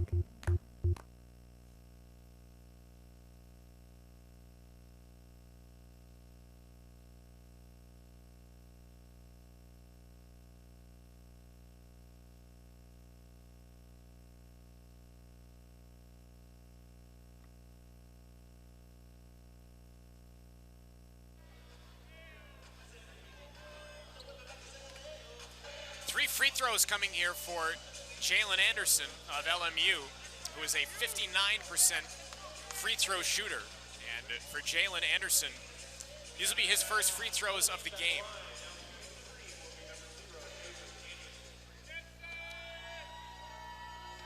Free throw is up and no good. The first one, no good for Anderson. LMU now 10 of 14 from the line. Second one is up and good.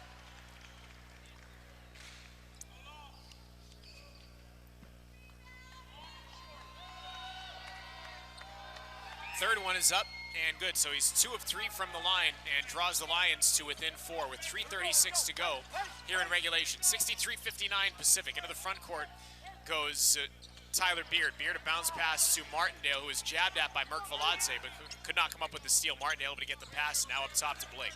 Blake dribbling to his left, shoves off on Anderson, went flying backwards, no whistle, and now Beard to Martindale on the right wing. Martindale dribbling into the paint, gives it out to Beard. Shot fake from the left wing, he drives it in, throws it to the glass, no, but he does get fouled. They got a break there too. Blake steal right there. And the foul's gonna be on Cam Shelton. And that is the 5th foul on Cam Shelton. That's a big two. Take your point guard out of the game. Sometimes the difference between win and lose is just the referee's call at the right time. You know? So Shelton is out after scoring 14 points on 5 of 15 from the floor, and Tyler Beard will shoot 2. So this is double bonus time here for both teams. Free throw is up and good for Beard.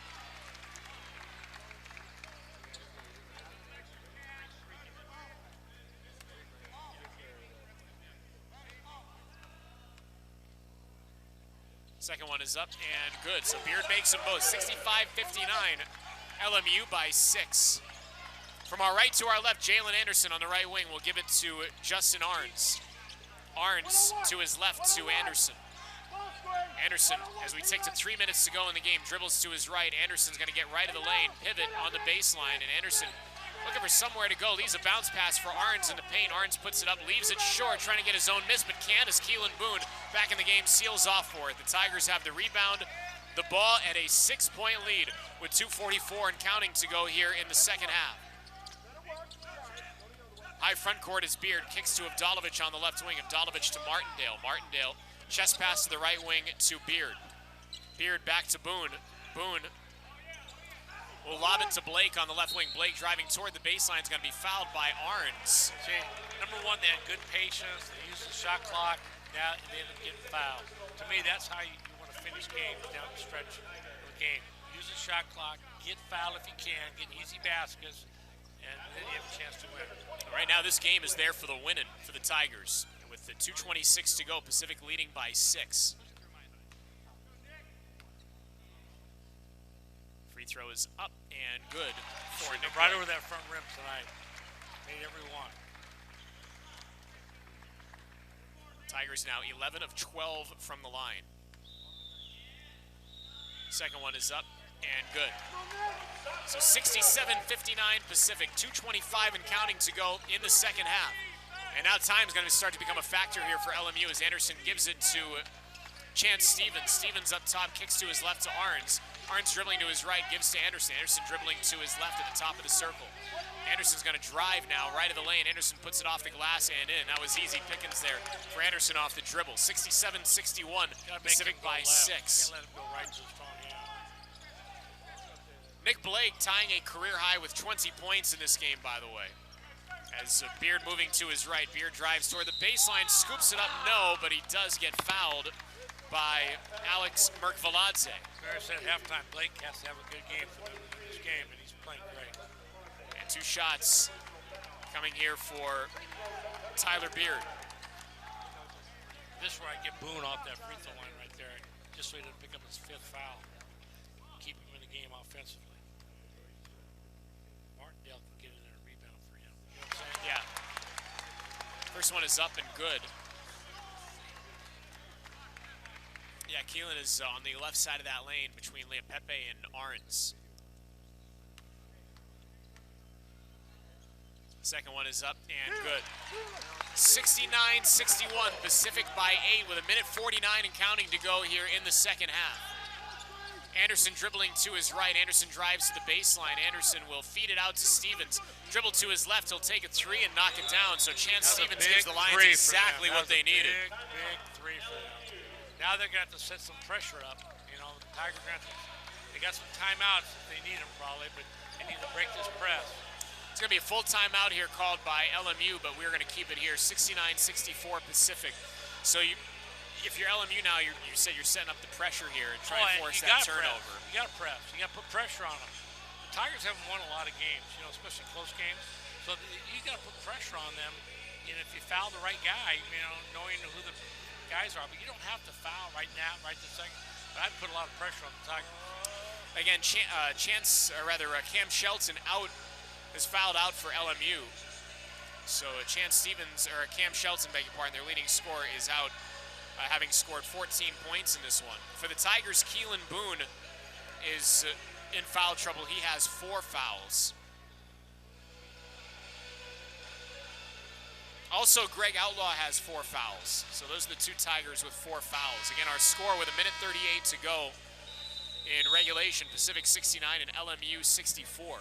And, you know, the guy that just hit the 3 hasn't been playing all that much because he came in. So, I mean, off the dribble 3, I don't think that's bad defense by the Tigers.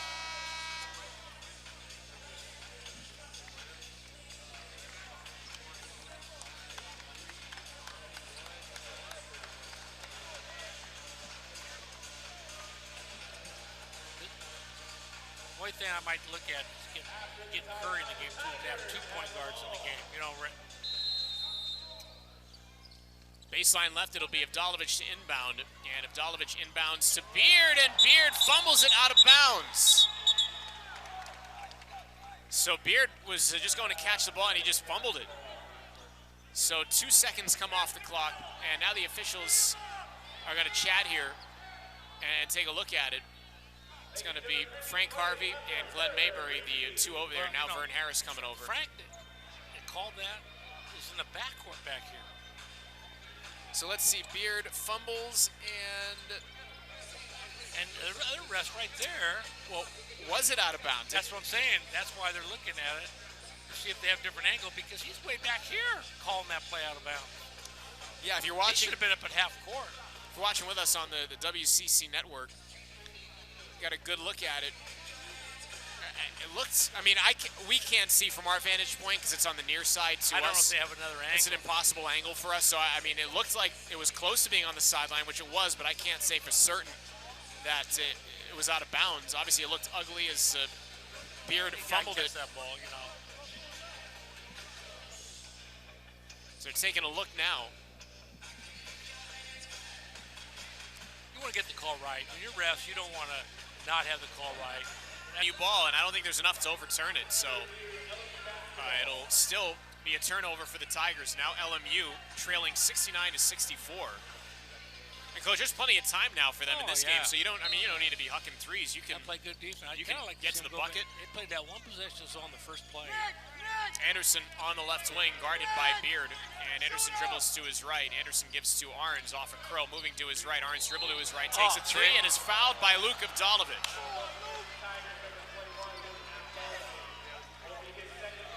That's twice they fouled 3-point shooters in the last 4 minutes of the game. Yeah. Just let him shoot the ball. Put a hand down. Ivy Curry fouled Anderson a while ago, and now Arns is fouled, and he is an 81% free throw shooter. Tough shot he was taking, too. Free throw number 1 is up and good.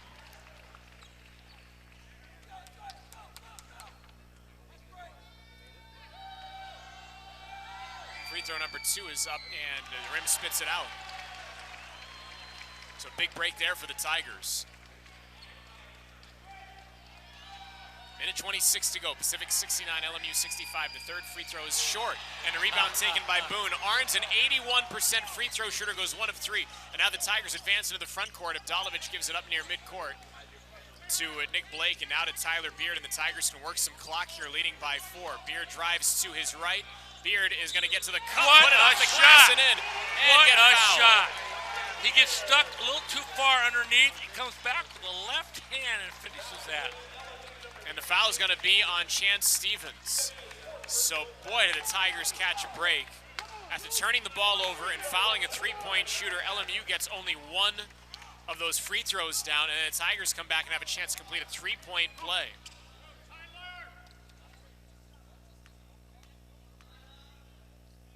Free throw is up and good for Beard. So 72-65, Pacific by 7. Up the far sideline goes Jalen Anderson. Now you're into one stop. You know, they make one stop. Anderson moving to his left. Anderson now accelerates toward the baseline. Anderson borrowing his way down low, gives it to Arns, right corner for three, and that is off the mark. The rebound taken by Nick Blake. What a board. He beat Leapepe for the rebound. And now Blake fouled by Leapepe in the backcourt. And now the Tigers can really taste it. If you look at the last 5 minutes of this game, or 4 minutes of this game, they've shot free throws almost every time. You know that? They've always shot free throws. And that's a great job of taking their time and getting to the free throw line.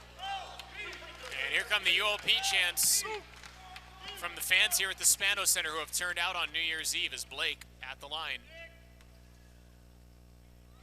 First one is up, and that was a good shot. He's made every free throw to that point. That was a good shot. It was over the front rim, just barely nicked the rim and bounced out. This will be a new career high for Nick if he makes his free throw.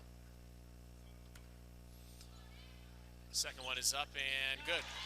73-65 as the inbound by Merck Veladze to Anderson. On the right wing is Anderson. Anderson driving with his left hand. Anderson puts it off the glass and through. 45.1 seconds to go. 73-67 Pacific. And now Blake weaving his way from backcourt to frontcourt. To Keelan Boone on the near side. He's going to be grabbed by Anderson with 38.9 to go. Well, they're giving up twos. They haven't given up threes except for three-point fouls. You know, they're doing a good job of giving up the two.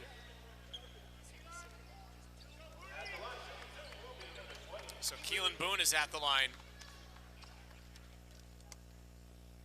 And he has not attempted a free throw in this game. Boone, a 78% free throw shooter, misses the first off the front of the rim. Kind of backing off the line a little too fast right there. Just finish the shot. Back off. You know, the Tigers have not been in this situation a lot of times, so it's always a little more stress. Second one is up and good. I'm not a component right now of this timeout for me because, you know, you're up 7 points. You might need it after they score. You might need a couple of them, so I'd rather save them. I don't know how many he has. So if he has 2 more, then it's okay. Tigers do have 2 more timeouts left, I believe. That's okay. Yeah, 2 more. So it is a full timeout here with the couple of timeouts remaining. Let's take a look around the West Coast Conference. And in the WCC today, Gonzaga defeating Pepperdine 111 to 88. And that is the only other game that has gone on to this point. St. Mary's at Santa Clara, that'll be a good one at 4 p.m. San Diego at San Francisco, also at 4, and then at 6 o'clock, Portland is at BYU.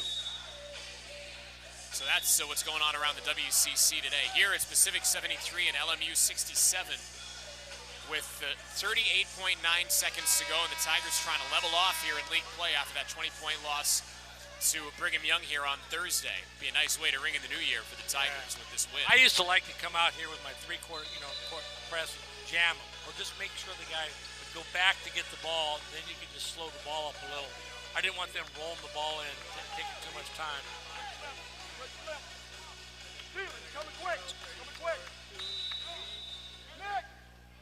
So the inbound from Merck Veladze to Anderson. Anderson into the front court. Anderson is going to drive, and Anderson slings it out to Merck Veladze. Left wing, a shot fake, and now he's wide open for the 3, but it's short. Rebound is going to be taken by Anderson from the far corner. He launches a 3, and it bounces off the rim a couple of times, does not fall, and there's going to be a loose ball foul here, I think on Pacific. Boone should have had that ball.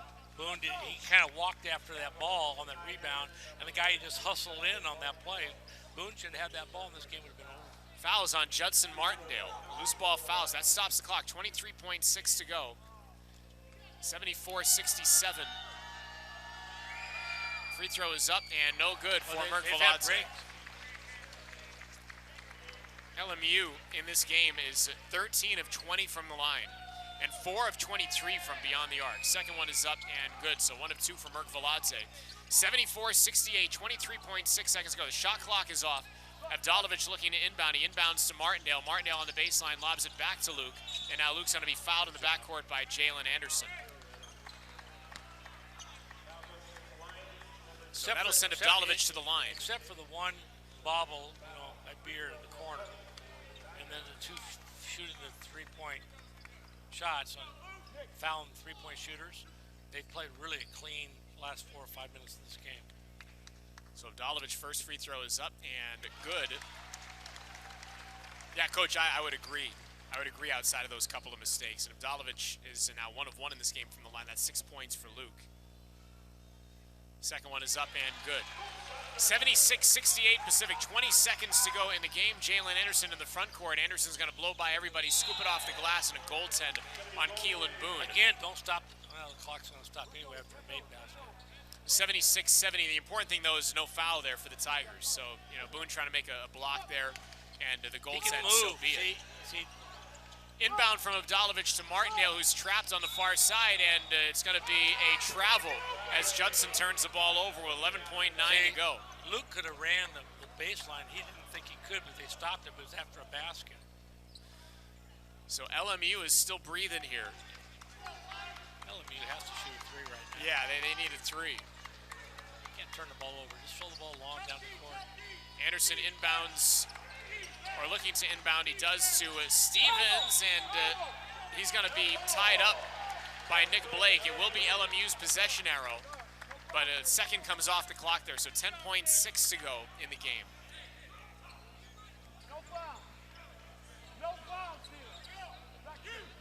So Arns will inbound. And Arns inbounds to Anderson. Anderson is going to drive in and throw it to the bucket and be fouled by Tyler Beard. So that stops the clock with 7.8. Just let him go lay it up. That's the best thing that can happen. They make a 2-point shot. You're up 4. So 7.8 to go. And a couple of free throws here for Jalen Anderson. And the Beard kind of bodied him, and Anderson. Well, just when I said they were really playing good, they made a couple mistakes here. Anderson's free throw is up and good. Anderson, a 59% free throw shooter. And he is now 3 of 4 from the line. Block out, King. Second one up and rims through. So 76-72. Pacific by 4. I have another guard in the game too. Avdalovic looking to inbound to Boone, and Boone is going to get it back to Avdalovic, and LMU pressing. They're not going to foul. They're going to lob it to Nick Blake, and Blake is going to jam it home with 2 hands after beating the press with half a second to go. An exclamation point. They did not want Nick Blake to do that, but the Tigers break the pressure, and Leonard Perry telling Stan Johnson, hey, we didn't want to show you up there, but the Tigers broke the press. Nick Blake with the exclamation point. You know what? That's a feel-good moment for this Tiger team, who suffered a 20-point loss to BYU on Thursday. And to end it with that exclamation point, so be it. This is a heck of a win for the Tigers against a very, very tough LMU team, and now both these teams are 1-1 in league. Yeah, and now they're going down to San Diego, which I think is kind of one of the weaker teams in the league on the road. So you have a little momentum going down there. Then they go to Pepperdine. So it's not like they're playing elite teams on the road right now. So good win for the Tigers here on New Year's Eve. Our final score, Pacific 78, LMU 72. Hang around, Pacific Courtside Live is coming up next. We'll have all the final numbers, and we'll chat with Leonard Perry as well. Again, our final score, Pacific 78, LMU 72. And Pacific Courtside Live is up next on Fox Sports AM 1280, the iHeartRadio app, and the WCC network.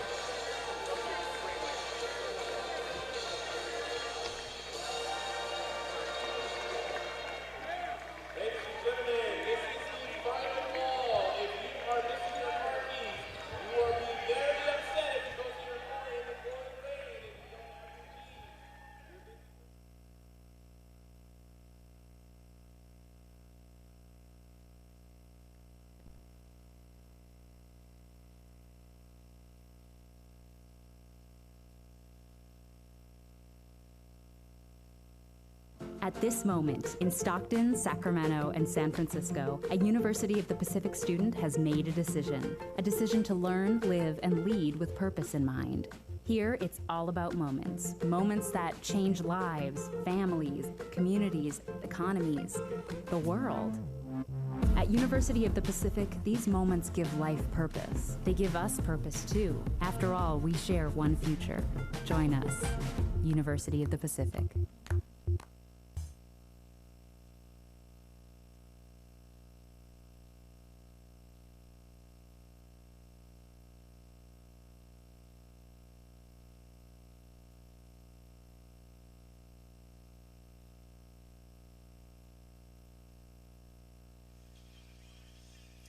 They're swing.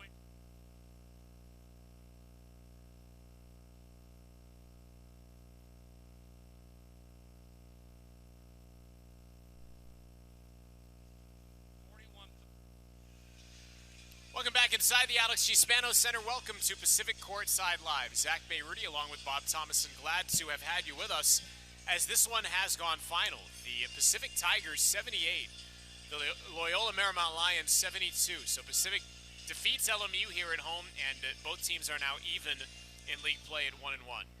I'm Zach, he's Coach T, and great to have you with us on the WCC network if you're tuning in as well. Coach, this was a gut check game for the Tigers. They were undermanned without Sam Freeman, without Donovan Williams, facing a team in LMU that came off a 20-point win to open league play on the road against a tough Portland team. And the Tigers really came out with good energy. LMU led only once, and it was a 2-0 lead. LMU kept on pushing. They got it to within one. Tigers held the line. And I thought this team showed great resilience today. Yeah, they did. I mean, anytime you're up 16 and you're only up 1 late in the second half, you think it might get away from you. But the Tigers just held and kept on, and they did a great job driving the ball to the basket the last 4 or 5 minutes. They shot really free throws. They shot the free throws really well tonight, 21 for 24. Loyola did not shoot the three very well. They didn't shoot their free throws very well. That gave the Tigers a good chance. And the Tigers turned the ball over too much, especially in the second half. And they didn't have as many assists because they were driving the ball to the basket. But they played a really good game. And sometimes, you know, you say, well, they lost 2 guys to start, but they don't, you know, Williams does play quite a bit. Edwards really doesn't play half the game. But sometimes tighten the rotation up, to me, makes more continuity to how they played. And they played great tonight. If you're LMU, what are you lamenting after this game? Well, you just couldn't get 2 on the road trip. You know, road trips are hard. I mean, to go up to Portland and they play as well as they played, and they're feeling good about themselves. And it's a long travel from Portland to Stockton. Play a 2 o'clock game. You don't have all day to get ready. And they probably, and Pacific hasn't done well. Got beat by 20, and so they just had a little not the proper time, and they didn't play as well as they needed to play. And then they tried to regroup it. But every time they did it, they either missed a free throw, or the Tigers made a big play. And the Tigers made some great plays today. I thought Blake hit 2 threes that were tremendous shots that the Tigers needed during that time. Yeah, Tigers had their big-time players step up when they needed it most. And let's take it through the numbers as we await the arrival of head coach Leonard Perry. We'll start with Pacific. Nick Blake, a career high, 23 points, 7 of 14, 2 of 5 from beyond the arc, 7 of 8 from the free throw line. And, Coach, you and I have talked about it. I mean, Nick played for 28 minutes in this game, and those are the type of minutes you really like him to have. You know, you've seen him play like 10 minutes and 14 minutes and so on and so forth. But a good chunk of minutes today, 28 minutes, and he really showed what he can give you when he gets he's tough to guard. Solid chunk he's of hard time. to guard. Now, is he going to do a couple things that you don't like? You know, probably. But, you know, I had a couple players that did those things too, and I had – first time they made a mistake, I clapped my hands, and the second time I went down and got a drink of water, and I just sure hoping it wasn't the third time so I had to take them out. But sometimes you give guys a little rope, you know what I mean, and they're going to play well. But they needed him tonight, and he stepped up big. Yeah, so Blake led the way, 23 points, and led all scorers with those points. One of 3 Tigers in double figures, 11 points for Jordan Ivy Curry on 3 of 9. He was 5 of 5 from the free throw line.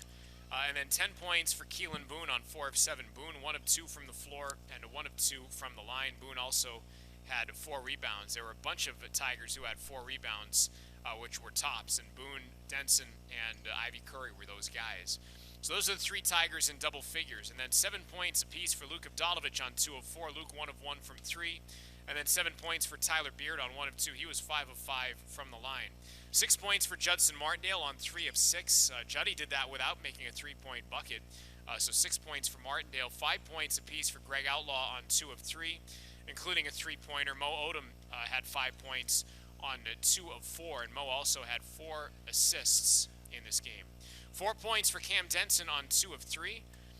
Denson a good chunk of minutes today, 15.5 minutes he played in this game. And Makai Richards, the only Tiger that saw the floor that did not score. Richards played for just over 2 minutes and did not attempt a shot. The Tigers in the first half, 14 of 28 from the floor. Second half, 12 of 24. So that means the Tigers are 50% from the floor in this game. Yeah, really good shooting. Yeah, 5 of 14 from 3, 36% if you're rounding up, and from the line, 21 of 24. And the Tigers really shined from the free throw line in this game. As we're joined by Leonard Perry, always kind enough to join us on Pacific Courtside. I'm sorry, Coach, I tried to steal your water there. You probably need that. Hey, this was a great bounce-back win for your team. And if there was one word that I would use to describe, and I was just talking with Coach, it'd be resilience. In more ways than one. I mean, you're undermanned in this game without Donovan and without Sam. You're coming off of a 20-point loss to BYU.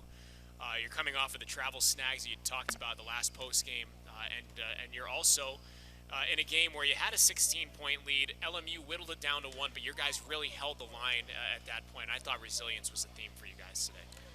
Yeah, Zach, I don't know any other adverbs or adjectives or nouns or pronouns to add to it. I would agree with you. You know, the kids are embracing some adversity, and I thought they really responded.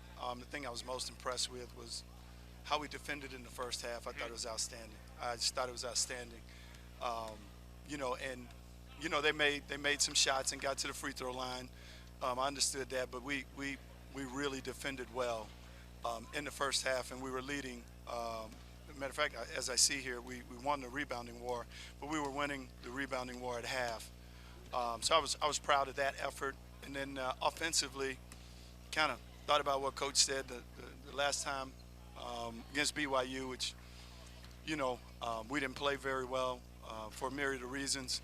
But the one thing I tried to do coming into this game was to scale down, kind of putting the kids in a certain motion that we have that kind of leaves them almost, maybe they're feeling helpless on some of those bad shots, not knowing what to do. So we had more set calls tonight, a lot more set calls, and I thought the kids were more comfortable offensively. They really worked at it and got the ball reversed, and we got to the basket a lot, got to the rim a lot in the first half, and I thought that opened things up for us. I thought Nick Blake obviously was outstanding. A career high 23 points and a big chunk of minutes for Nick today, 28 minutes and 23 points. Can you just reflect on his performance? You know, he's still maturing. You know, he's a young man that's trying to find his way, and on a given night he can do things like this. On other given nights, you know, he can struggle out there. But tonight he got it going. I thought he got to the basket early. I think that gives him confidence as opposed to settling for you know, some tough threes. I thought we were 1 for 7 for 3, and I thought Nick had some good looks in the first half, and I had no problems with it. I had absolutely no problems. He made 2 big threes in the second half. Yes, I know he did. that for sure. Yes, you know, he did. Those really helped. Yes, he did. But he reminds me of a player I had. I talked to him this week, Robert Richardson, and I've always said that Robert would do some goofy things, and he had a big heart. He played his tail off, and you need him to play well. So I had to just, when he made a mistake, just clap my hands, say, "Good job, Robert." And he made the second one. I go down and get a drink of water, and I was hoping he didn't make the third one. And then when we got to the point where he could play through things, he played really good. So it's you know, you just got to keep the good players out there as much as you can. And I thought the rotation was great. I thought, you know, everything was good. You know, Curry fouls the 3 and he comes out. Well, Luke fouls the 3 and he stays in. So, I mean, you know, there's a little, I'd be talking to my coach if I was a player there. But you know what? I thought Curry really helped you the first half. Really he did helped. a great job. Really helped. And I thought Denton played really good the first half. He was blocking He shots, really did. rebound. He was tough Really out did. there. He really and was. I just think when you keep those guys, you know, they say about having injuries. Well, it tightens up the rotation. Yes, it Guys does. play a little better together. Yes, it does. And I thought you did a great job of that. And Boone, you know, I don't like sitting guys out the whole half with 2 fouls. I never did. Yeah. But when I was ahead, I would. Yeah. Yeah, you were ahead the whole first half. And you Yeah. kept Boone there with the foul situation. That was great. So. Yeah, I did not trust, in my experience with Keelan, that he would not pick up the third. I was uncomfortable. Well, if I was with leading, that. I would do that. When I wasn't leading, I'd play guys. You know what I mean? Yeah, But then down the stretch, we got to 5 minutes to go in the game. Hey, what do you want to do? I don't know, except for the reverse layup when he got fouled. He shot everything but free throws. You know, I think if you look at the last 4 minutes, every shot was a free throw. Yes, it was. And to me, that's the best way to win. It's the best way to win. That's the best way to win. win. Now, you can't do it all the time. No. You have to take some shots. No. But when you can get to the free throw line and It's the set greatest your defense equalizer. up and do that is good. Except for the maybe the 2 foul and the 3-point shooters and the 1 bobble in the corner. You know what I mean? Yeah. Other than that, you know, you play pretty good. Coach, what were you able to take away from LMU today? They've been a very potent team. Obviously, they ran Portland out of the gym at the Childs Center on Thursday. But what were you able to take away from them? That's a good basketball team. That's a good basketball team. They're well coached. They're tough. They can, and the thing that's most impressive is they can take their show to any court and get it done. They've won some big games this year. They beat some people. They beat Wake Forest on a neutral site. They've beaten some really good teams. They beat Nevada. That's a good basketball team. They are good. Trust me when I tell you that. I know Stan. He does a great job. You know, I mean, I thought our kids played well tonight. We beat a really good basketball team, kind of reminiscent of the San Jose. And you know, the BYU was an offshoot. And I can one thing I can promise you is when we go to Provo, we'll play a lot better. We'll play a lot better. We will put a really good game on their floor and give ourselves a chance to win that game there. And I think our kids will be looking forward to it. But in 24 hours, the way they bounce back, their resiliency, all the credit goes to them. This is about them, not about me. It's about them. One thing about it, if they don't play well, they're not going to win. So they're going to have to play well. So have no choice. It's clarity sometimes saying, well, you know what? We can't take a night off. We have to go out there and do our thing. And they have different guys. I mean, like, they have different guys that can score.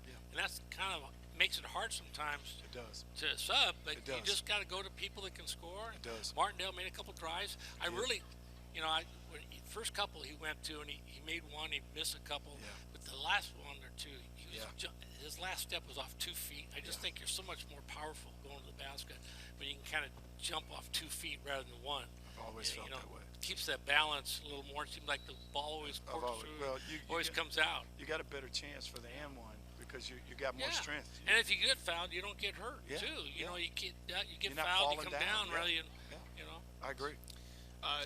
Coach, how big was this from a standpoint of now you got to take the show on the road, and you know you had the tough loss 2 nights ago. To come back with this win at home, not only do you establish home court and league, but you get to go on the road now with a 1-1 record and with some momentum, some juice going into San Diego. Well, I think as we've proven this year, this team loves to be on the road. They enjoy being on the road more than they do playing at home. They love being on the road. They do. So they'll be looking forward to it. I can guarantee they'll be looking forward to it. They'll be up for it. And you know, all the teams in our league are really good, but this group will be up for it. I don't even know who we have first. Who do we have first? San Diego. Yeah, they'll be up for it. They love going on.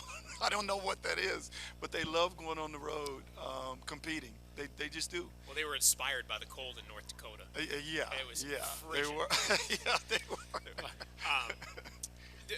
Quick before I let you go, do you have a prognosis on Sam and on Donovan? I don't know how long Sam's is going to be. Donovan is saying, you know, he's going to give it a go Thursday for sure.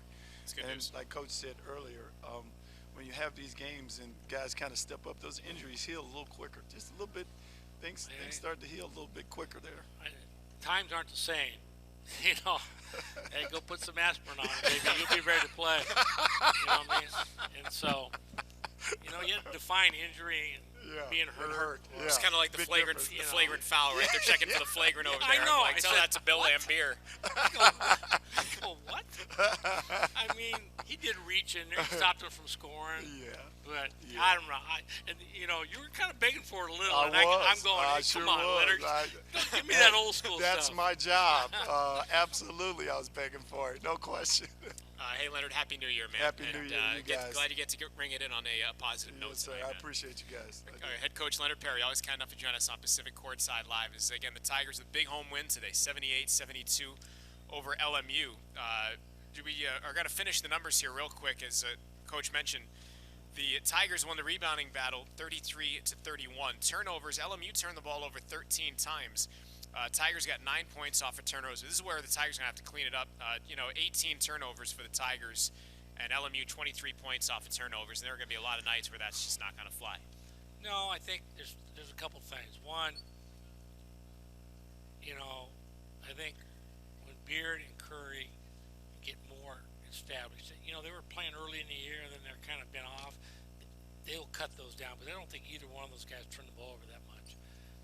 I think then having them be able to get out there at the end of games and play together, because you have two ball handlers, two guys that can make free throws, that'll help.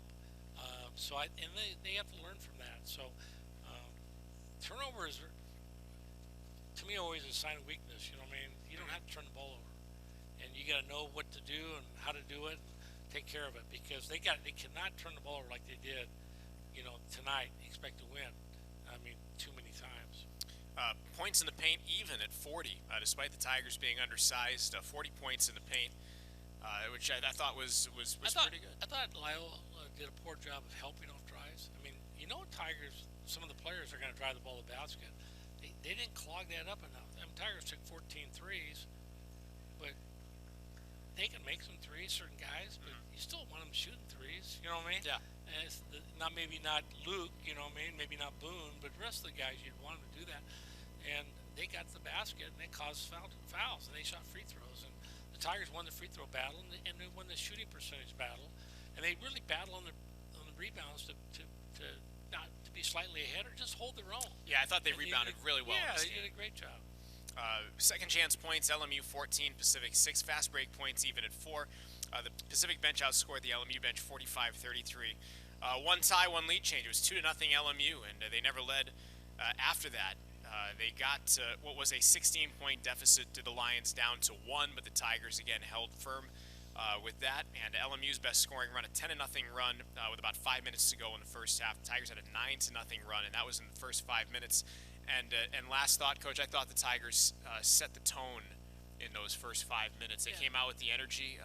They built it similarly to the one they had against BYU, but this time I think they parlayed that momentum into having more momentum throughout the course of the game. I only saw a period of maybe a minute or two in the second half where they were a little, what's going on?